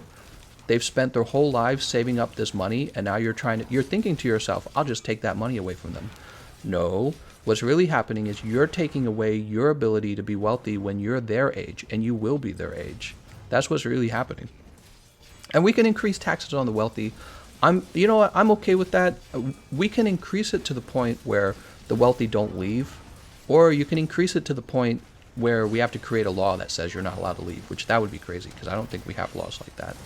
But this idea that the wealthy can pay for everyone's health care is fake. They don't have that much money.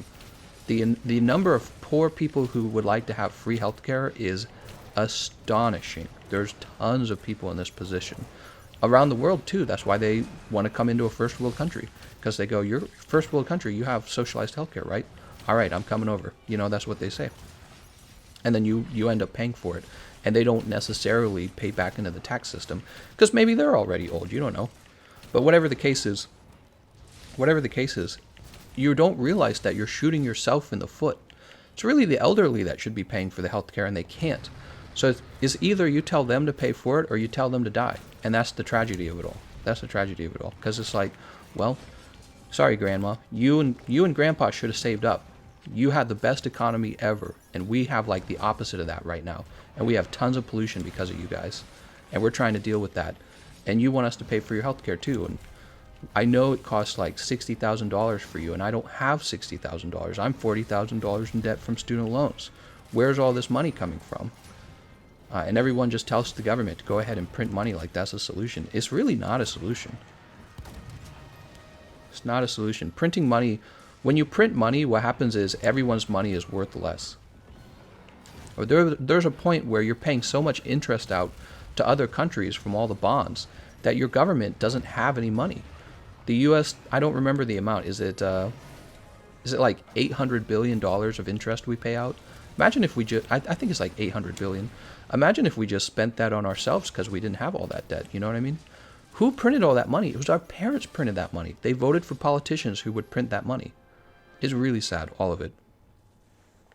Soler says, in Italy, there are associations that pay for your medical expenses if you're young and are in a special condition. I completely agree with that, by the way. So let me mention, if you're disabled or have any kind of disability, that is the whole point of living in a society, is to have somebody help you. Yeah, if you have a disability, I will happily pay taxes to help you with your disability. I don't feel any regrets about that. That's fine. The other issue, if you're young, I feel that when you're young, if you need medical care, I'm totally cool with paying for that too, because what you realize is that a young person, if you help them with their medicine and they stay in your country, they stay in your community, they're going to get a job and they're going to pay taxes over the course of their life. It's a good investment. Help young people with their healthcare needs. So where does all this need for healthcare come from? Not from young people. Young people sometimes get cancer. It's very tragic, and I will pay whatever they need to help cover that. The vast majority of all healthcare needs is old people. They need hip replacement. They need eye replacement. Whatever they need, eye work. They need all their teeth fixed. They need, body part transplant, like kidney or something. They get cancer. They all eventually get cancer. All of them do. 100% of them eventually get cancer if they didn't die of a heart attack. So they all eventually get cancer. That is where all the money goes. So if you guys are like, wow, how can we be the wealthiest country in the world and have all this need for healthcare? Well, first of all, healthcare is overpriced probably because we don't allow free market competition somehow. And secondly, you just have a bunch of old people saying, you printed money our whole lives. Go ahead and print more money for us now that we need our cancer taken care of. Screw the kids. That's exactly what's going on, for those of you who don't realize it. Screw the kids is what they're saying. Screw the kids, I want to live another year. That's exactly what's going on. And a lot of young people don't realize this because Bernie Sanders is hip and cool. I think young people like to hate on capitalism, and I think a lot of that comes from the anxiety and the fear that you won't be successful. But you will be. A lot of you will be, actually. You'll finish your college education or you'll find a decent job out there. You will. And when you're young, you have the anxiety that this won't happen. So the idea of socialism is very tempting because you're like, well, this guarantees that I'm taken care of. Don't listen to that. Be a risk taker. Go be a business owner. Go move up the corporate ladder. Don't be scared, because it's like when you get scared, you get passed up by people who aren't scared. So that's the allure of socialism for young people, in my opinion, is you're scared of whether or not you'll be a success in life.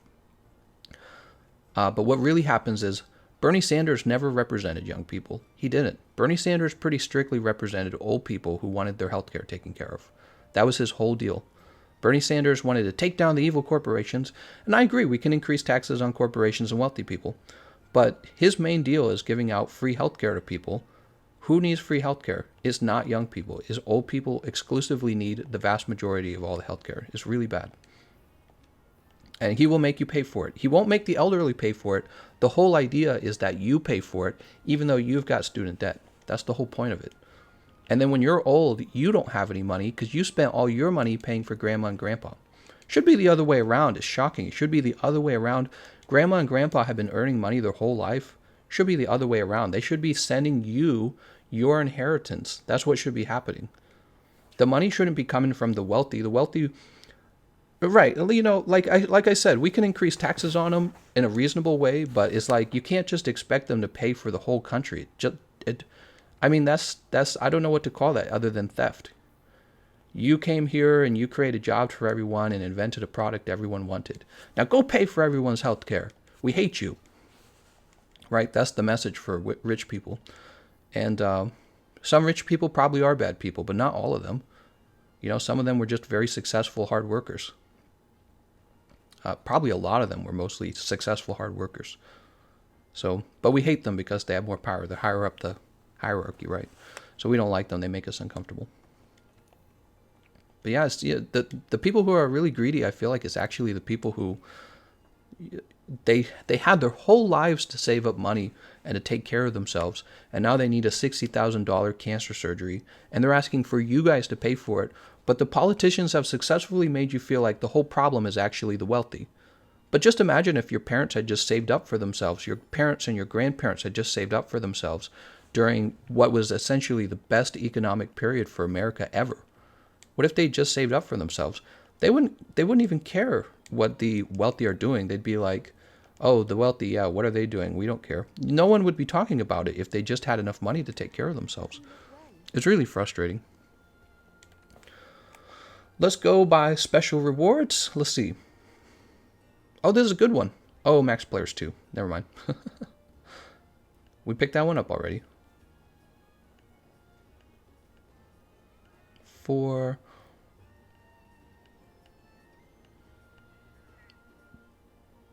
grab this guard Garuga.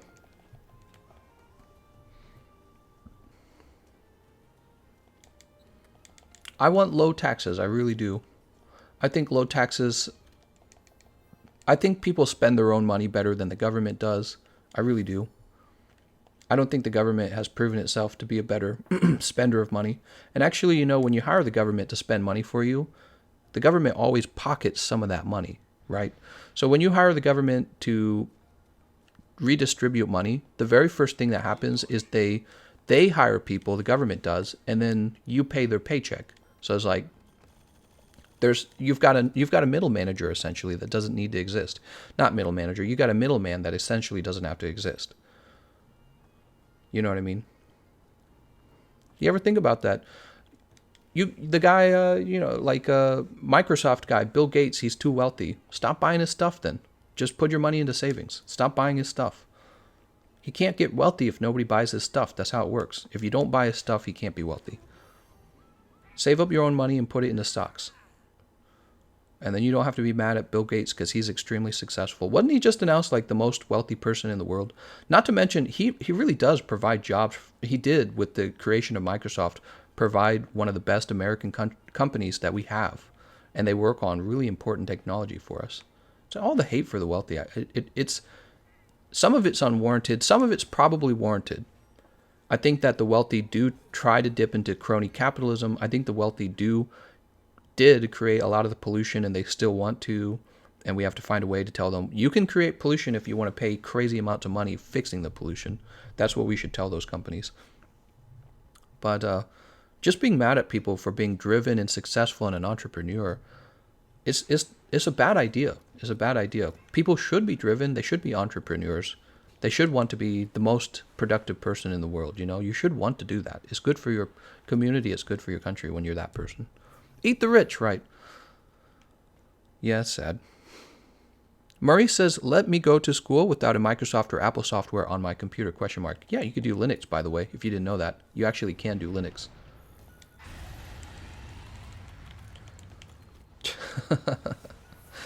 I like how he was supposed to be like proving a point to me, but I actually am too well educated on Linux. Yeah, Linux is free, by the way. people don't take the time to learn how to use Linux. That was one of my classes in school. We had to learn how to use Linux. Some businesses, by the way, they don't use Apple and they don't use Microsoft because Linux is free. And so they teach their people how to use Linux so that they can operate their business without having to pay for Microsoft Windows, without having to pay for any like Apple products either. But I get your point. The thing is, they're superior products. That's why you end up using them. They're superior in the sense that they're easy. Everyone knows them. But that means that they were designed to be easy to learn, you know, and you pay for that. You pay for that service. What do you pay for the government when the government just redistributes money? All you really do is you pay for some guy to take someone's money and then give it to someone else. No product was made, no innovation was made, no customer was served. They end up print money because they promise more than they can take from the wealthy, so they have to print money. And who do you think pays for it? When the government prints money, who pays for it? Actually, it's me and you. When the government prints money, everyone's money is worth a little less. Well, who is damaged the most by inflation? Poor people are. Poor people are easily more damaged by inflation than anyone else. Yeah, inflation, because inflation affects like consumer goods like milk, gas, you know, all the things that you have to buy, and it controls whether you have money left over at the end of the month in order to invest. Well, the millionaires, they don't care about inflation because they can actually handle it really well. Kitty, what are you doing over there? My cat's meowing. Yeah. Yeah, it's all frustrating. And like I was saying, so my mother-in-law, she's the PET scans came back good, which is a very good thing actually. My wife's in a much better mood because she's young. It's not, you know, you don't want to lose your mom at a young age. And but the whole experience has left me just thinking about our politics and thinking about how, wow, I could pay for a few student loans with the cost of, you know, with the cost of her mother's cancer, right? Remember, like they had to sell their home to us, so now we're just sitting on a bank loan for that home, and we're trying to get rid of it now. That's how expensive it is. Like, wow, it's shockingly expensive. You think your student loan's expensive? Wait till your grandparent gets cancer or your parent gets cancer, and they tell you you have to pay for it. Then you'll realize how much more expensive healthcare is. I hope we do find a way to get it cheaper too. That would solve a lot as well. It probably won't get much cheaper. We'll have to see. The demand for it's so high, and I don't see that changing because we have an aging population. You're required to have Microsoft Office for school projects. Sadly, that's why I downloaded it illegally. Look at those sunglasses. You don't got to download it illegally. It's virtually on all computers that you buy. You almost have to go out of your way to get Linux. Yeah, Linux, you have to go out of your way to get it. My mom died when I was 8. Losing a parent is rough. That sucks, man. Yeah. Yeah, it sucks. But yeah, I've had a lot of time to think about all the issues on socialized healthcare. I'm actually for it if you're restricting it to people under a certain age. People who will still work for like the next 20 years at least. So maybe like 40-year-olds. So socialized healthcare up to the age of 40, but after 40 you got to provide it yourself, something like that. Because the older you get, the more cancers you get, the more everything you get, and at that point you've had your whole life to save up. So what really is your excuse at that point? It's like, well, I worked at McDonald's. Well, get a better job than McDonald's. I don't know what to tell you. There has to be a point where you're responsible for doing some of the work rather than telling society they're responsible for taking care of you. You know, people want socialized healthcare, and you know, one of the interesting things to me is how horribly obese we are. America is insanely obese, and it's like, all right, let's do socialized healthcare, but before we do, you guys have to agree to stop eating McDonald's, no more soda. I love soda, by the way. No more soda, no more McDonald's, no more Taco Bell. It's all illegal because you're just ringing up the cost for healthy people. You're making healthy people pay for you. It's unfair. So now you have to be healthy too. So you can have the socialized healthcare, but you have fewer freedoms because now everyone's responsible for you, right? It's the same thing with my parent-in-laws. So if I knew that they were going to need all this medical care later that they couldn't afford, I would tell them if I could meet them when younger, I'd be like, no, The law now is that you can't buy any of this stuff because when you're older, I know you're going to make me pay for this. So you can't have any of this. And that restricts what they're free to do. And that's not good. I don't want my freedoms restricted, you know. But that's essentially what happens. When you start to tell people they have to pay for you, they start to go, well, what are your behaviors? Can we control those? Yeah, you got a bunch of obese people. It's just not fair to all the healthy people, is it? Imagine being healthy and paying for all the unhealthy people. It's just not right. Kamar, well, the taxes are high because you pay for the healthcare via taxes. Kamar says, I have free healthcare in my country and it's awesome, but taxes are freaking high. Living 7N Germany, by the way. Living in Germany. Man, I want to visit Germany. I want to go to Germany for Oktoberfest at least once. I gotta go to Germany and see Germany. Yeah. Yeah, and actually, I was doing research on Europe because of all this interest right now in socialized healthcare, socialized education. I was doing research on those places. You know, their economies aren't growing that fast right now. Germany has what's called negative interest rates for bank loans. Sounds weird, right? Let me explain what it is.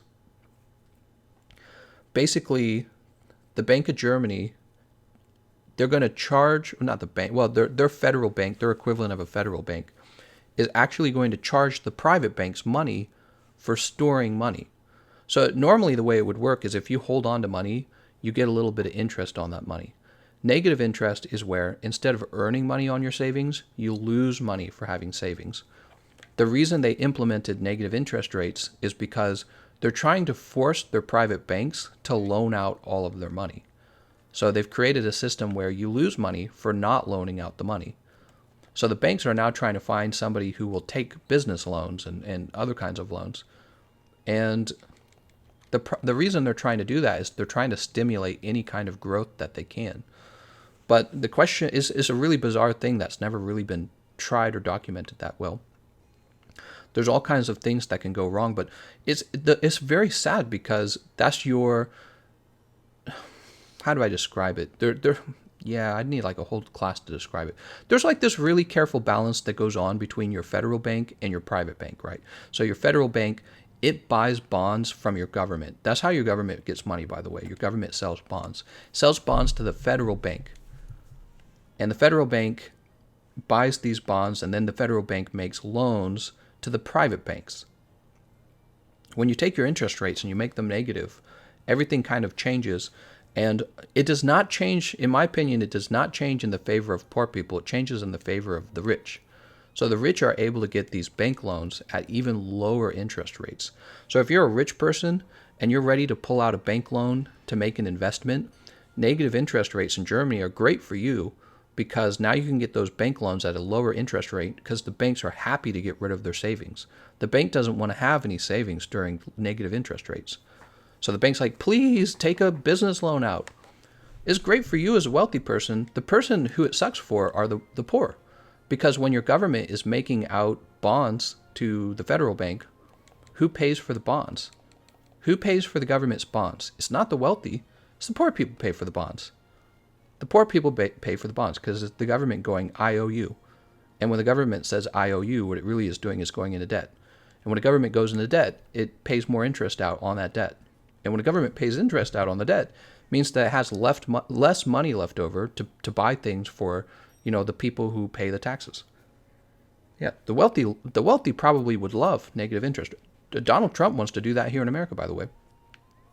So in Germany, you guys have negative interest rates, and Donald Trump wants to do that over here in America. He wants negative interest rates as well, so that the banks will make even lower business loans, even lower interest business loans, which is great for wealthy people. It's really terrific for wealthy people.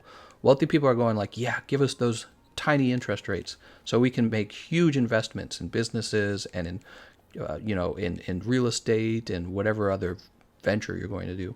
They're like, yes, please lower the interest rate to the point that it's negative. They would love that. You and me, it would be bad for you and me. It would be bad for you and me because the government makes no money on the interest rates because the federal bank basically makes no money on those interest rates, and then the government is the one selling the bonds to the federal bank, right? West Germany is a lot of politics and economics, but I'm learning a lot from him, so I appreciate it. Gameconomist, what do you think is a good programming language to learn? Well, if you want to work for Microsoft, learn C Sharp and C++. But in general, a very safe bet is to just go learn Java. Because if you're looking for like a simple software job, you can just get Java, because most business software is running some form of Java. And JavaScript for websites, by the way. But if you're going to work for like let's say a company that makes like a gaming engine, probably like C++, C Sharp. If you want to work for Microsoft, probably C Sharp, C++. Ren says, do you think student loans will be a source for a recession that may potentially happen sometime in the future? You know, the student loans are so ridiculous. So what happened was, I did research on this because I'm so interested in this subject. And you guys know I've ranted about student loans. And some of you probably heard me say in the past. So they're calling the student loan issue a crisis. That's what they're calling it. And actually 2/3 of the debt holders are women. It's not even men. It's just women who went to school for dumb subjects. Like whatever, I don't know, and they can't get jobs now, and maybe some of them decided to be moms. So that's why I'm guessing happened. So 2/3 of the student debt is just women who probably went for a dumb degree, and they want you to pay for it basically now. They hate you because you don't believe in their ideas, right? And they want you to pay for their dumb degree. So it's not a crisis. It's $30,000 of debt. It's actually a very manageable amount of debt. Some people have a much higher amount of debt. Usually people who went to school to become a lawyer or a doctor have, like $200,000. But the vast majority of the debt is $30,000 of debt. Anyone can handle that if they just work hard and they spend less than they earned. So anyone can take care of that. So when they call it a crisis, you should believe that means we must be changing the way it works, right? So you can't call it a crisis and tell everyone else to pay for it and then not change it. Like, you should definitely change it first. But they haven't. They haven't actually introduced a way to change the way student loans work. They just want you to pay for it.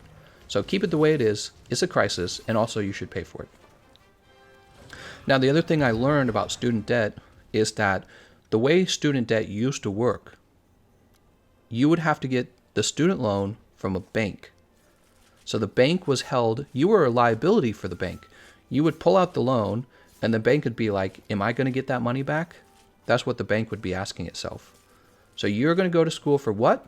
I'm going to go to school for a degree in Twilight, gender studies, feminism, theater dance, and holistic art or something like that, right?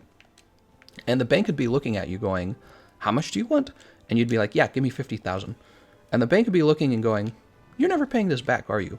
And you'd say, no, I'm not paying this back. I'm just going to go to the college and I'm going to go on spring break using that money. I'm going to buy myself a car and a laptop with that money. And I'm going to buy a lot of lattes with that money and party with my drunk friends while I'm in college. Right? That's what you would be thinking. And you wouldn't directly be thinking that in your mind, but that's essentially what happens. And the bank's looking at you with a raised eyebrow going, I'm not giving you $50,000 for that. Because the bank knows it needs its money back. And then Obama came in, and I didn't know this. So this was one of the dumb things Obama did. I was always like, why do the conservatives hate Obama so much? I found out about the whole Muammar Gaddafi thing. He killed Muammar Gaddafi, and this created, him and the allies in the West, they killed him. They basically assassinated him. And this created the power vacuum that helped form ISIS. So you had the whole meltdown in, what do they call that? Oh, I can't remember the name of the country now.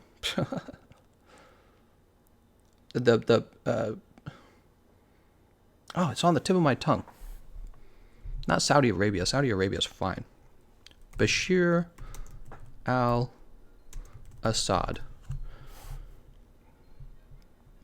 Syria. There we go. So they had the whole meltdown in Syria while Obama was in power, and then you had him and the West take down Muammar Gaddafi, and then the formation of ISIS occurs. And part of the formation of ISIS occurs because we pull out troops from the Middle East as well. So we destabilized the Middle East under Obama. So George W. Bush freaked up in the Middle East. He sucked, right? George Bush sucked. He really, really, really did. And very questionably, he went into countries where his family would profit from him going into those countries. So everyone's looking at that going, was this you enriching yourself and your pals? Right? So everyone's looking at George Bush this way.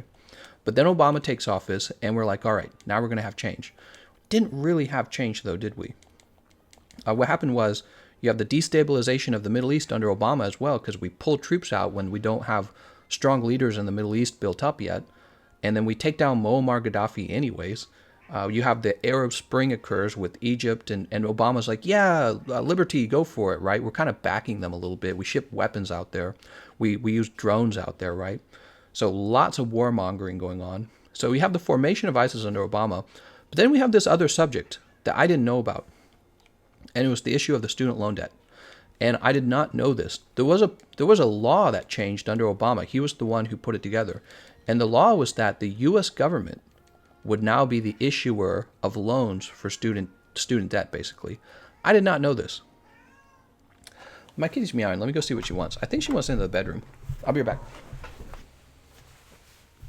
Kitty, what are you doing?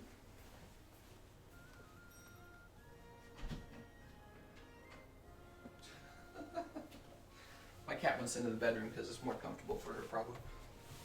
Anyways, let me get back to that subject.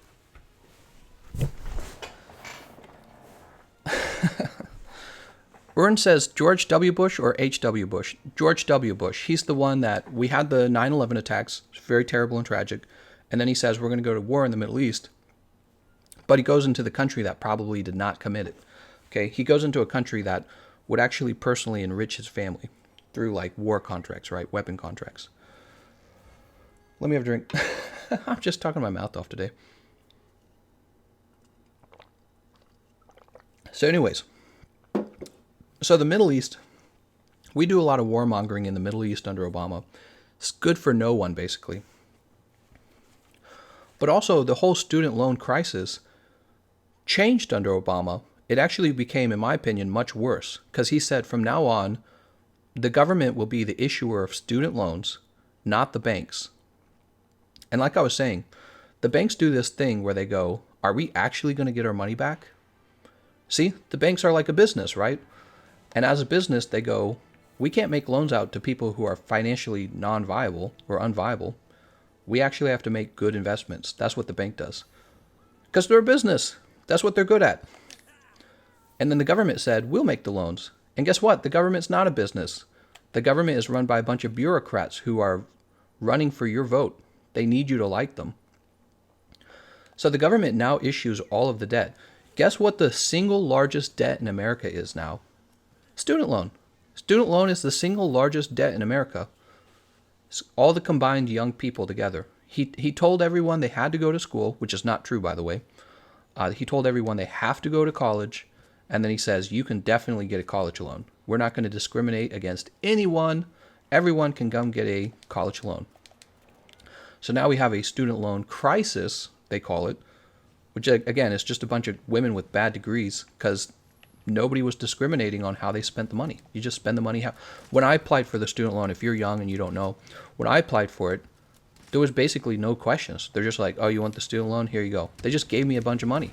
They didn't want to know how I was going to spend it. I mean, I literally could have just gone out and bought a car with it and not gone to school. So they don't care how you spend the money, and it's not like the money is loaned out at a good interest rate. The money is loaned out at a bad interest rate for the government, right? Like the banks would be like 11% or some crazy high number, right? The government says 4%, which is bad for the government and good for the person making the loan. So it's almost like this terrible, terrible system that doesn't really treat money properly like it would in the market. I don't know. I guess if you wanted to compare it to like bonds, I guess it's fine. But I mean, it's a lot of money to have loaned out from the government, trillions of dollars. And the government never asked or cared whether or not you were going after a good degree. They're just like, yeah, go for it. Here, pull out tons of money, please. We're the government. You can do anything you want. Hope. I hope you have a plan to pay back the debt. How about that for hope? Because I don't want to pay for it. It's all the bad degrees, by the way, that nobody can pay back. So if you want to know which degrees are having trouble paying back, it's all the bad ones. If you went for a good degree, you then got by definition, you then went and got a decent job and paid back the loan. So there's a bunch of people that worked very hard to get good degrees. And now they're being told also you have to pay for all the bad degrees. And it's not right. It's like, what was the point of telling people that there is inherent risk to making a $30,000, $40,000 loan? What's the point of telling them that if you're later going to tell them you can just vote to make everyone else pay for it, everyone who made smarter decisions than you? What's the point then? What is the point? It just does not make sense. And I will tell you why it's happening. Is because you have politicians who have figured out that Americans vote for the highest bidder. Americans vote to give themselves stuff, which is exactly what the founding fathers of America were scared of. They specifically talk about the fear that Americans will vote to give themselves money, which they believed would cause the country to fail. If you could vote to give yourself money, they believed the country would fall apart. They didn't think that the country would last, because it's just really not clever. You know what I mean? For obvious reasons, it's not a good idea to let people vote to give themselves money. But that's essentially what this is. You chose to pull out the student loan, $30,000 for a useless degree. You're in debt now, which means you're not going to have nice things. You're not going to have a fancy car. You're not going to have a nice home. You're going to live in a crappy condo or crappy apartment like I'm doing right now. And you've got to earn that money back before you can move on to living in a nice home. It's not an actual crisis. You're just poor. It's very different from a crisis. You know what I mean? And so that was a rule changed under the Obama administration. He took the power away from the banks to decide who could get a loan, and said the federal government will just give a loan to anyone for anything. And now the government sits on the single largest debt in the country, and it's student loan debt. And the government gets to make all the interest off of that too, by the way. So you're paying interest on those loans, and the government makes that interest. It's just a very bad... It just shows you what happens when the government tries to take over business. I mean, that's just exactly what happens. It's like, no, you're a bunch of bureaucrats. This is not your lane. You should stay in your lane. Oh my God. I don't want to be hit again by him again because I'll be stunned.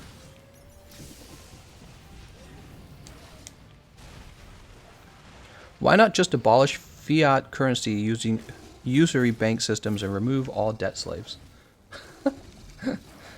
Here, let's go ahead and shoot him in the tail. Well, and that was another thing that I didn't realize this. It's funny. I didn't realize it until recently. Oh my God, I'm dead.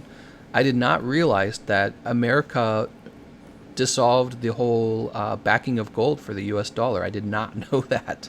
I don't know how it's a very important detail. I don't know how it escaped me, but yeah, it used to be that the United States backed the US dollar with gold. So it didn't matter where you were in the world or what currency you were using, you could convert your money into gold and then sell it to America for American dollars.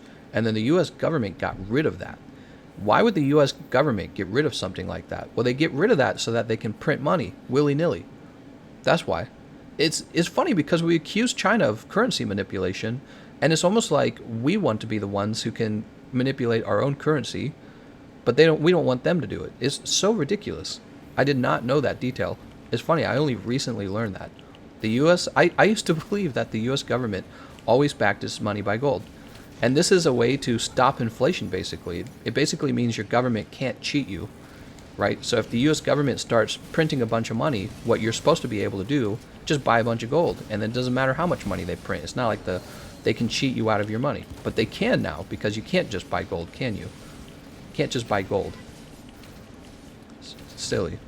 Oh, I just woke him up. Should have taken a slice at him, guys.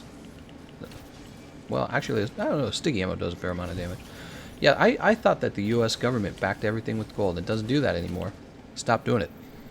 Quantitative easing. Yeah, it's ridiculous. They can print as much money as they want. And who pays for that when they print money?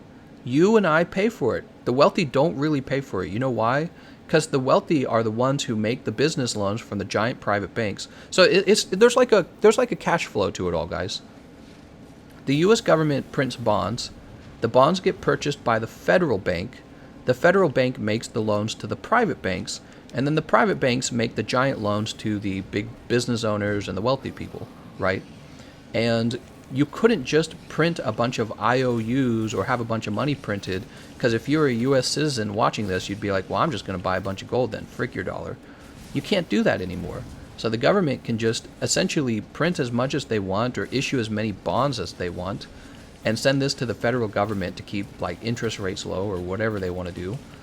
And the federal government can then issue very, very low interest rates to the bank, so that the bank can issue very low interest rates to the businessmen. And this is great for businessmen. This is terrific for investors. And the government is doing this to incentivize investment in business building, right? We want growth. That's what every country wants, is to grow. They want their economy to become larger, because anytime your economy stops growing, all the investors get uneasy and they go, well, I'm out of here. So you've got to keep everything growing. You know, that was that whole Greta Thunberg, the girl who was like, oh, your fantasies of eternal economic growth. Well, I understood why she said that, is because it's unfeasible to imagine that you could have infinite growth in a world of finite resources. So I've heard that old argument before. So I understood why she said that. But it doesn't matter. It's like you can say that. It's nice to say that. But every country is still going to try and grow as much as it can, because there is going to be a competition to be the one growing the most. And eventually, when you can't grow any further, it will be a competition to be the country that, what's the word? It's not grow. It's the opposite of grow. Shrinks the most. So there's going to be a competition to be the country that stagnates and shrinks the least, right? So it will shift over from growing to not shrinking, right? That's what will happen. And they'll all eventually shrink. Whoa. Or we'll go to war, some wild thing will happen. The son of a bitch. He just one-shotted me again.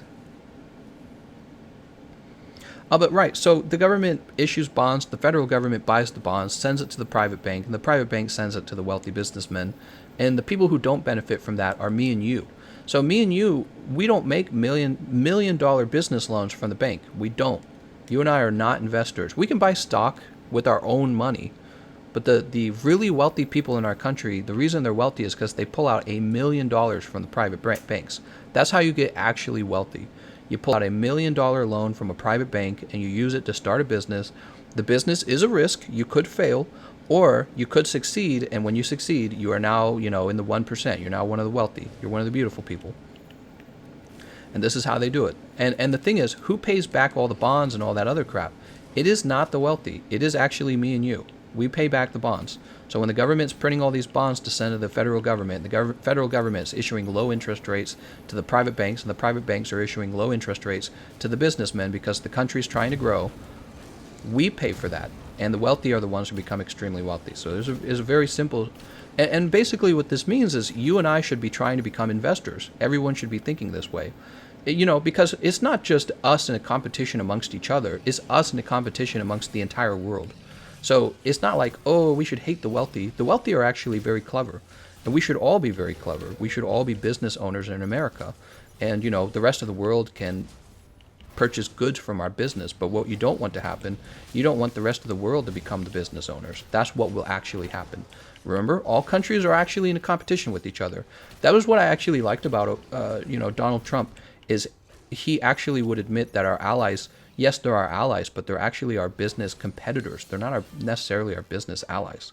So when we're spending elaborate amounts of money on military and they're not, and their economies look good because of it, it's like, well, we should all be paying precisely the same amount on militaries. There's no reason we should be paying more than you so that our politicians can get a nice photo shoot with you, so that we'll be more likely to vote for you because we're happy to think that we're best pals. We're in a global competition. We always are. So Americans shouldn't just be angry at the wealthy for getting low interest bank loans. We should all be trying to take them and create businesses. But we're also anxious, we're also anxious. It's like what I was saying. I think young people today are not like, they're not like grandma and grandpa. A lot of the old rich dudes of the past, they took all kinds of crazy risks. They dropped out of school to start businesses. You know what I mean? They dropped out of school to start businesses, and they invented things, and they were vicious. And maybe that's because they came from a time of like the Great Depression, and they were hungry to actually have these kind of crazy, I don't know, maybe I feel like I've experienced it a little bit myself. So I had some really tough times when I was younger, and you're less scared of the world when you actually have nothing to lose. You learn what life, you learn that you're willing to take on larger risks.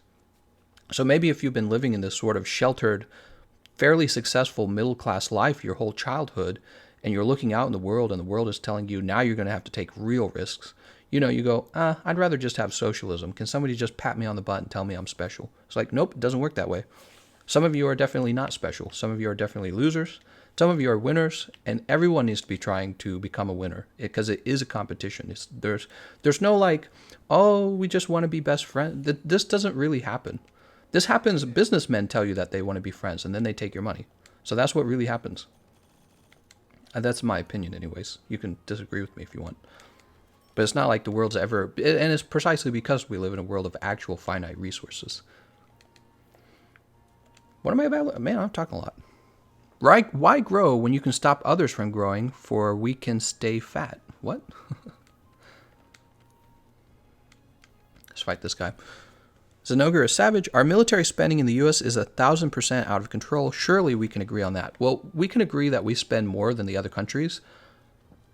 The idea of how much is too much is actually a very abstract idea, though.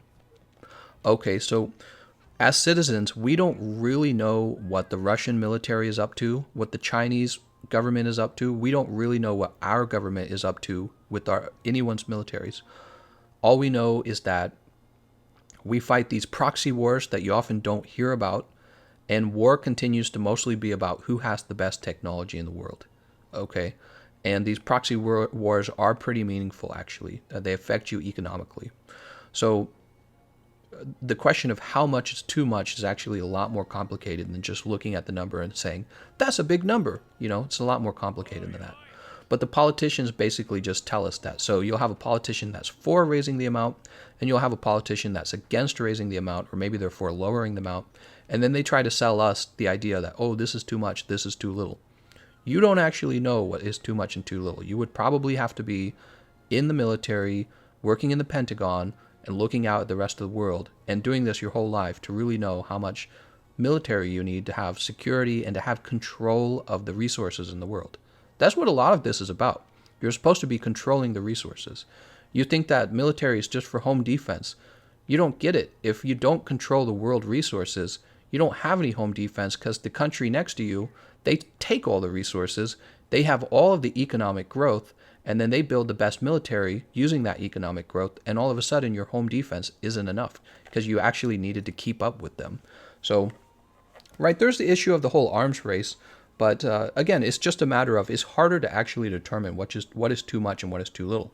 There are some things that are a little less complicated that we can control as well, though. Not just military, but again, most of the money in the U.S. is spent actually on healthcare. Healthcare. Most of the money is going to grandma and grandpa for their cancer, right? When my mother-in-law gets cancer, she got stage 4 cancer, she became eligible for disability in the U.S.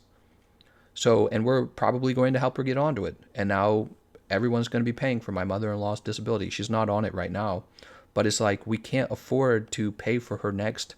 We're just going to be perpetually in debt, my wife and I, if we keep paying for her health care. We will be forever in debt. So our next move is to get her on disability. And that means you guys pay for my mother-in-law. And I don't necessarily think that's so bad, but what Bernie Sanders is introducing, he wants to take that to like level 10. He's like, no, you guys will pay for 100% of the stuff for Gameconomist's mother-in-law now, right? So my wife and I already pay for most of it, and the disability would pay for a little bit of it. But Bernie Sanders is saying, no, take it all the way. Pay for the whole thing for him. And I'm disagreeing with that. I'm saying that if you do that, you're not giving the elderly any more reason to save up or feel any pressure to have to save up. You're just kind of shifting all the responsibility over to people who you're not even related to. And it doesn't really make sense. Where does all the money for this come from? So it's difficult. Yeah, my concern is that the quality of life in America goes down, not because of, oh, well, we didn't get socialism, but because there's this thing that occurs when the taxes go high enough that all of a sudden you could live in Europe rather than America and pay the same taxes. And a lot of people are going to go, well, I'm just going back to Europe. That's where my ancestors are from. Just something I've looked into. You're like, I'm just going back to Europe. America's now Europe. So America was distinctively not Europe. That was what was special about America. It was not Europe. We fought with England for independence, and then we offered, we were all into capitalism and fighting the communists and blah, blah, blah, blah, blah. We had all the brain drain, land of opportunity, all this kind of crap, right? And the moment we lose out on that identity and that reality, not just the identity, but the reality, the moment that happens, brain drain around the world no longer occurs. People aren't struggling to get into America. They're struggling to get into the second best country, or whatever country comes after America, the new best country, right? That's what'll happen. And if that ever happens to America, it's basically over for America, in my opinion. Because what else does America offer? I don't really think America offers that much else, other than a huge military, I guess. Maybe you feel safer in America, but actually you could also argue America is a larger target because of its military dominance, you would want to take America out. Welcome to not Europe. Why are some old people so amazing and some are so annoying? I don't know, man. They grew up and they held on to their ideas, and they're as divided as the young. Military spending is over 50% of all tax spending, isn't it? How could healthcare be more? No, healthcare is the #1 expense. I could look it up for you right now. Look it up. I'm just going to Google, how does America spend its money? Yeah, so people need to be educated on this kind of stuff. Federal spending, where does the money go? Mandatory spending.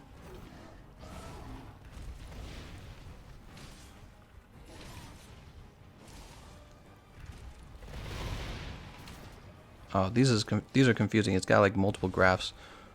Discretionary spending. Does it actually show how much?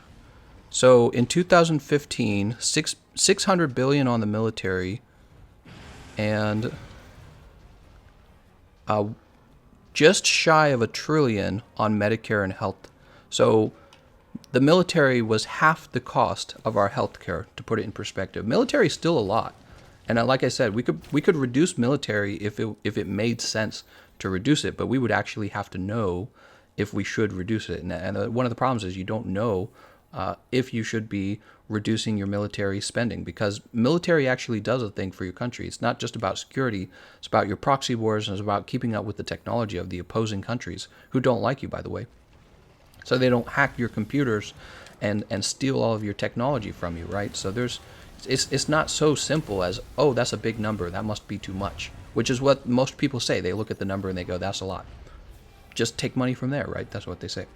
But the healthcare is a different issue. So in 2015 is 500 billion on healthcare and 900 billion, or 500 billion on military. 500 billion on military, 980 billion on healthcare.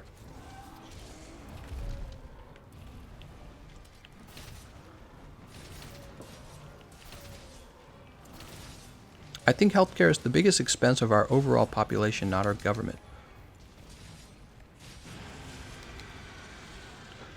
Maurice, you're reading it wrong. Yeah, Maurice, you're reading it wrong.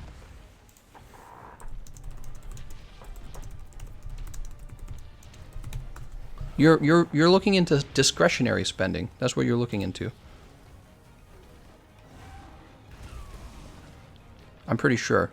I'm trying to play the game. Hold on. Let me try to do this at the same time. Discretionary spending refers to the portion of the budget that is decided by Congress through the annual appropriations process. So right here, under that's mandatory spending. Under military, it says 598 billion. And the mandatory spending, we have Social Security, unemployment, and labor, which is 1.25 trillion. And then Medicare and healthcare, which is 985 billion. Okay, so most of the U.S. money goes to healthcare and Social Security, not military. You're reading the graph wrong. Der Mensch ist Boser says a lot of people don't understand the discretionary spending thing. Well, you can actually, like I said, you can actually look up the values. Yeah, it provided multiple charts, so it's actually kind of confusing. If you just looked at it on first glance, it looks like it's telling you most of the money is on military, but you actually have to look up how much that is actually being spent. There's multiple charts. Wait, I just followed Devil Joe. He's the wrong monster. I'm so distracted. Wait, where's this guy going? Is he going down here? 1.25 trillion on Social Security. That is literally the old people. And then 980 billion on healthcare. So Social Security and healthcare is about $2 trillion, is over $2 trillion. 500 billion on military.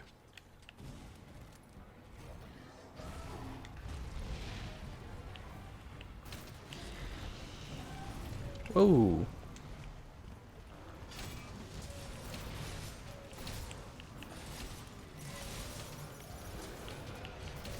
Keep shooting this guy. See, I didn't even look up the mandatory for, under mandatory, it doesn't even show military.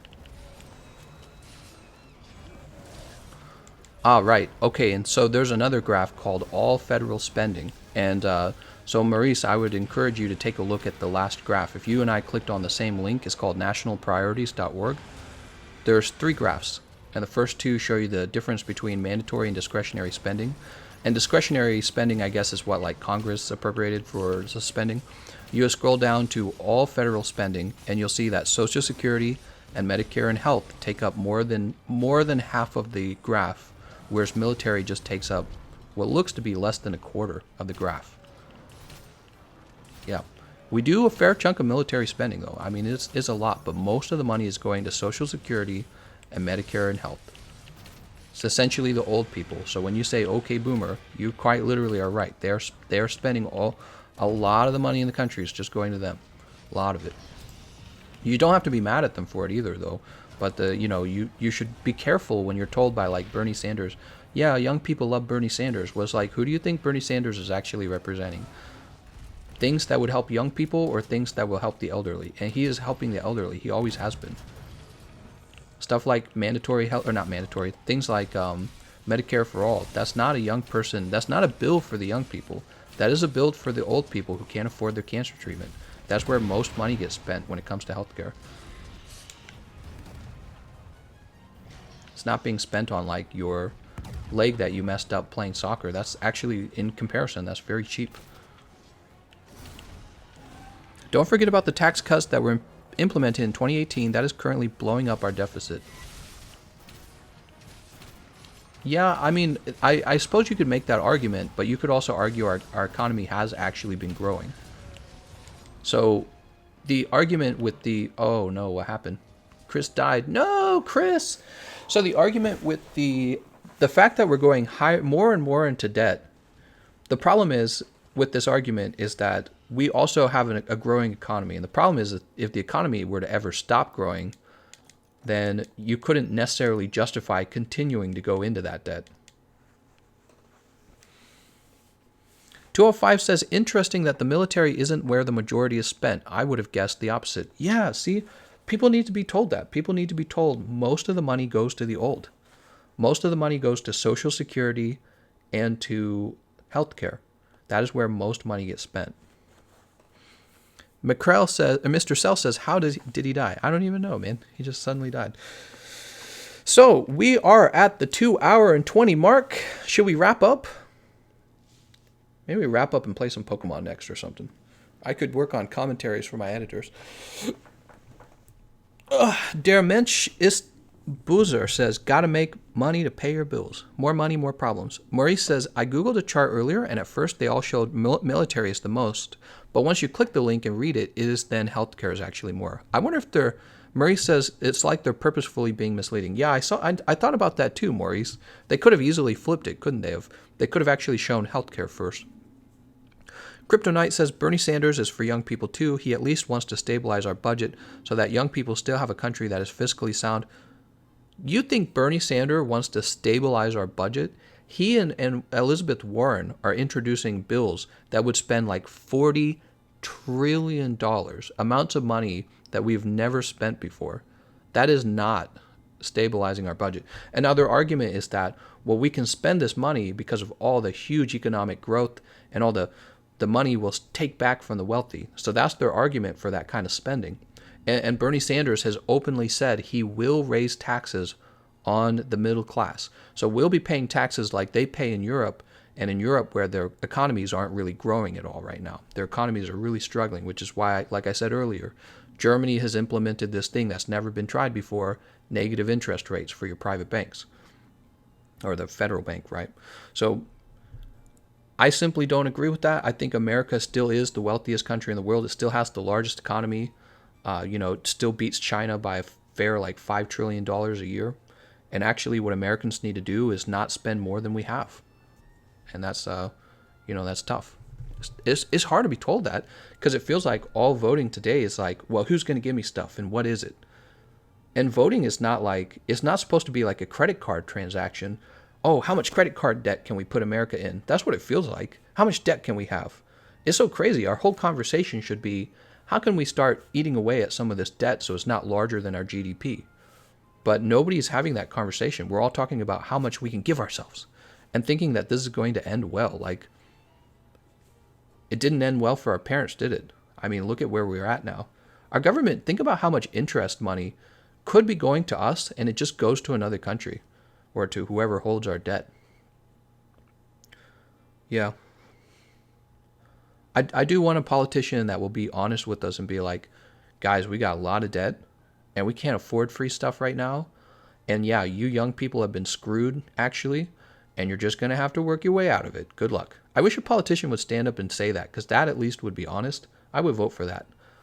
Instead, it's like our options are Donald Trump speaking at a third grade level, and I don't really know how much I trust him, but at least he's not advocating to open up our borders and pay for the health care of people who pour in. I don't understand how you afford that. It doesn't make any logical sense, any financial logical sense on how you will pay for that. California says you can come here and we'll pay for your health care. California is also famous for having like the most homeless people. It's like, California, you don't make any sense to me. What are you doing? Where are you getting this money from, California? By the way, guys, if you didn't know this, New York and California hold the most debt in our country. They're the states who are most indebted. So, I don't know, man. People just... My deeper problem is that democracy, I get it, we're a republic. Somebody's going to tell me we're not a democracy. My deeper fear is that democracy really doesn't work that well if you get a lot of bad people voting. So if you get a lot of selfish people who don't care about the future of the country, they care about their own thing, and they're all voting to give themselves stuff, that's the end of your country, right? In a nutshell. That's my, when I think about this whole issue in a larger conclusion, like, how do you guys vote? Do you vote for yourself, your own interests, or do you vote for your country? And it's like, well, if you're not voting for your country, can I please move to a place where people vote to the country? Because that's the kind of community I want to live in. I don't know what you guys want to live in. You can live in a everyone's trying to take from each other society. I'm trying to live in a country where everyone's trying to take care of the country. Because I suspect the quality of life in a place like that will be much higher.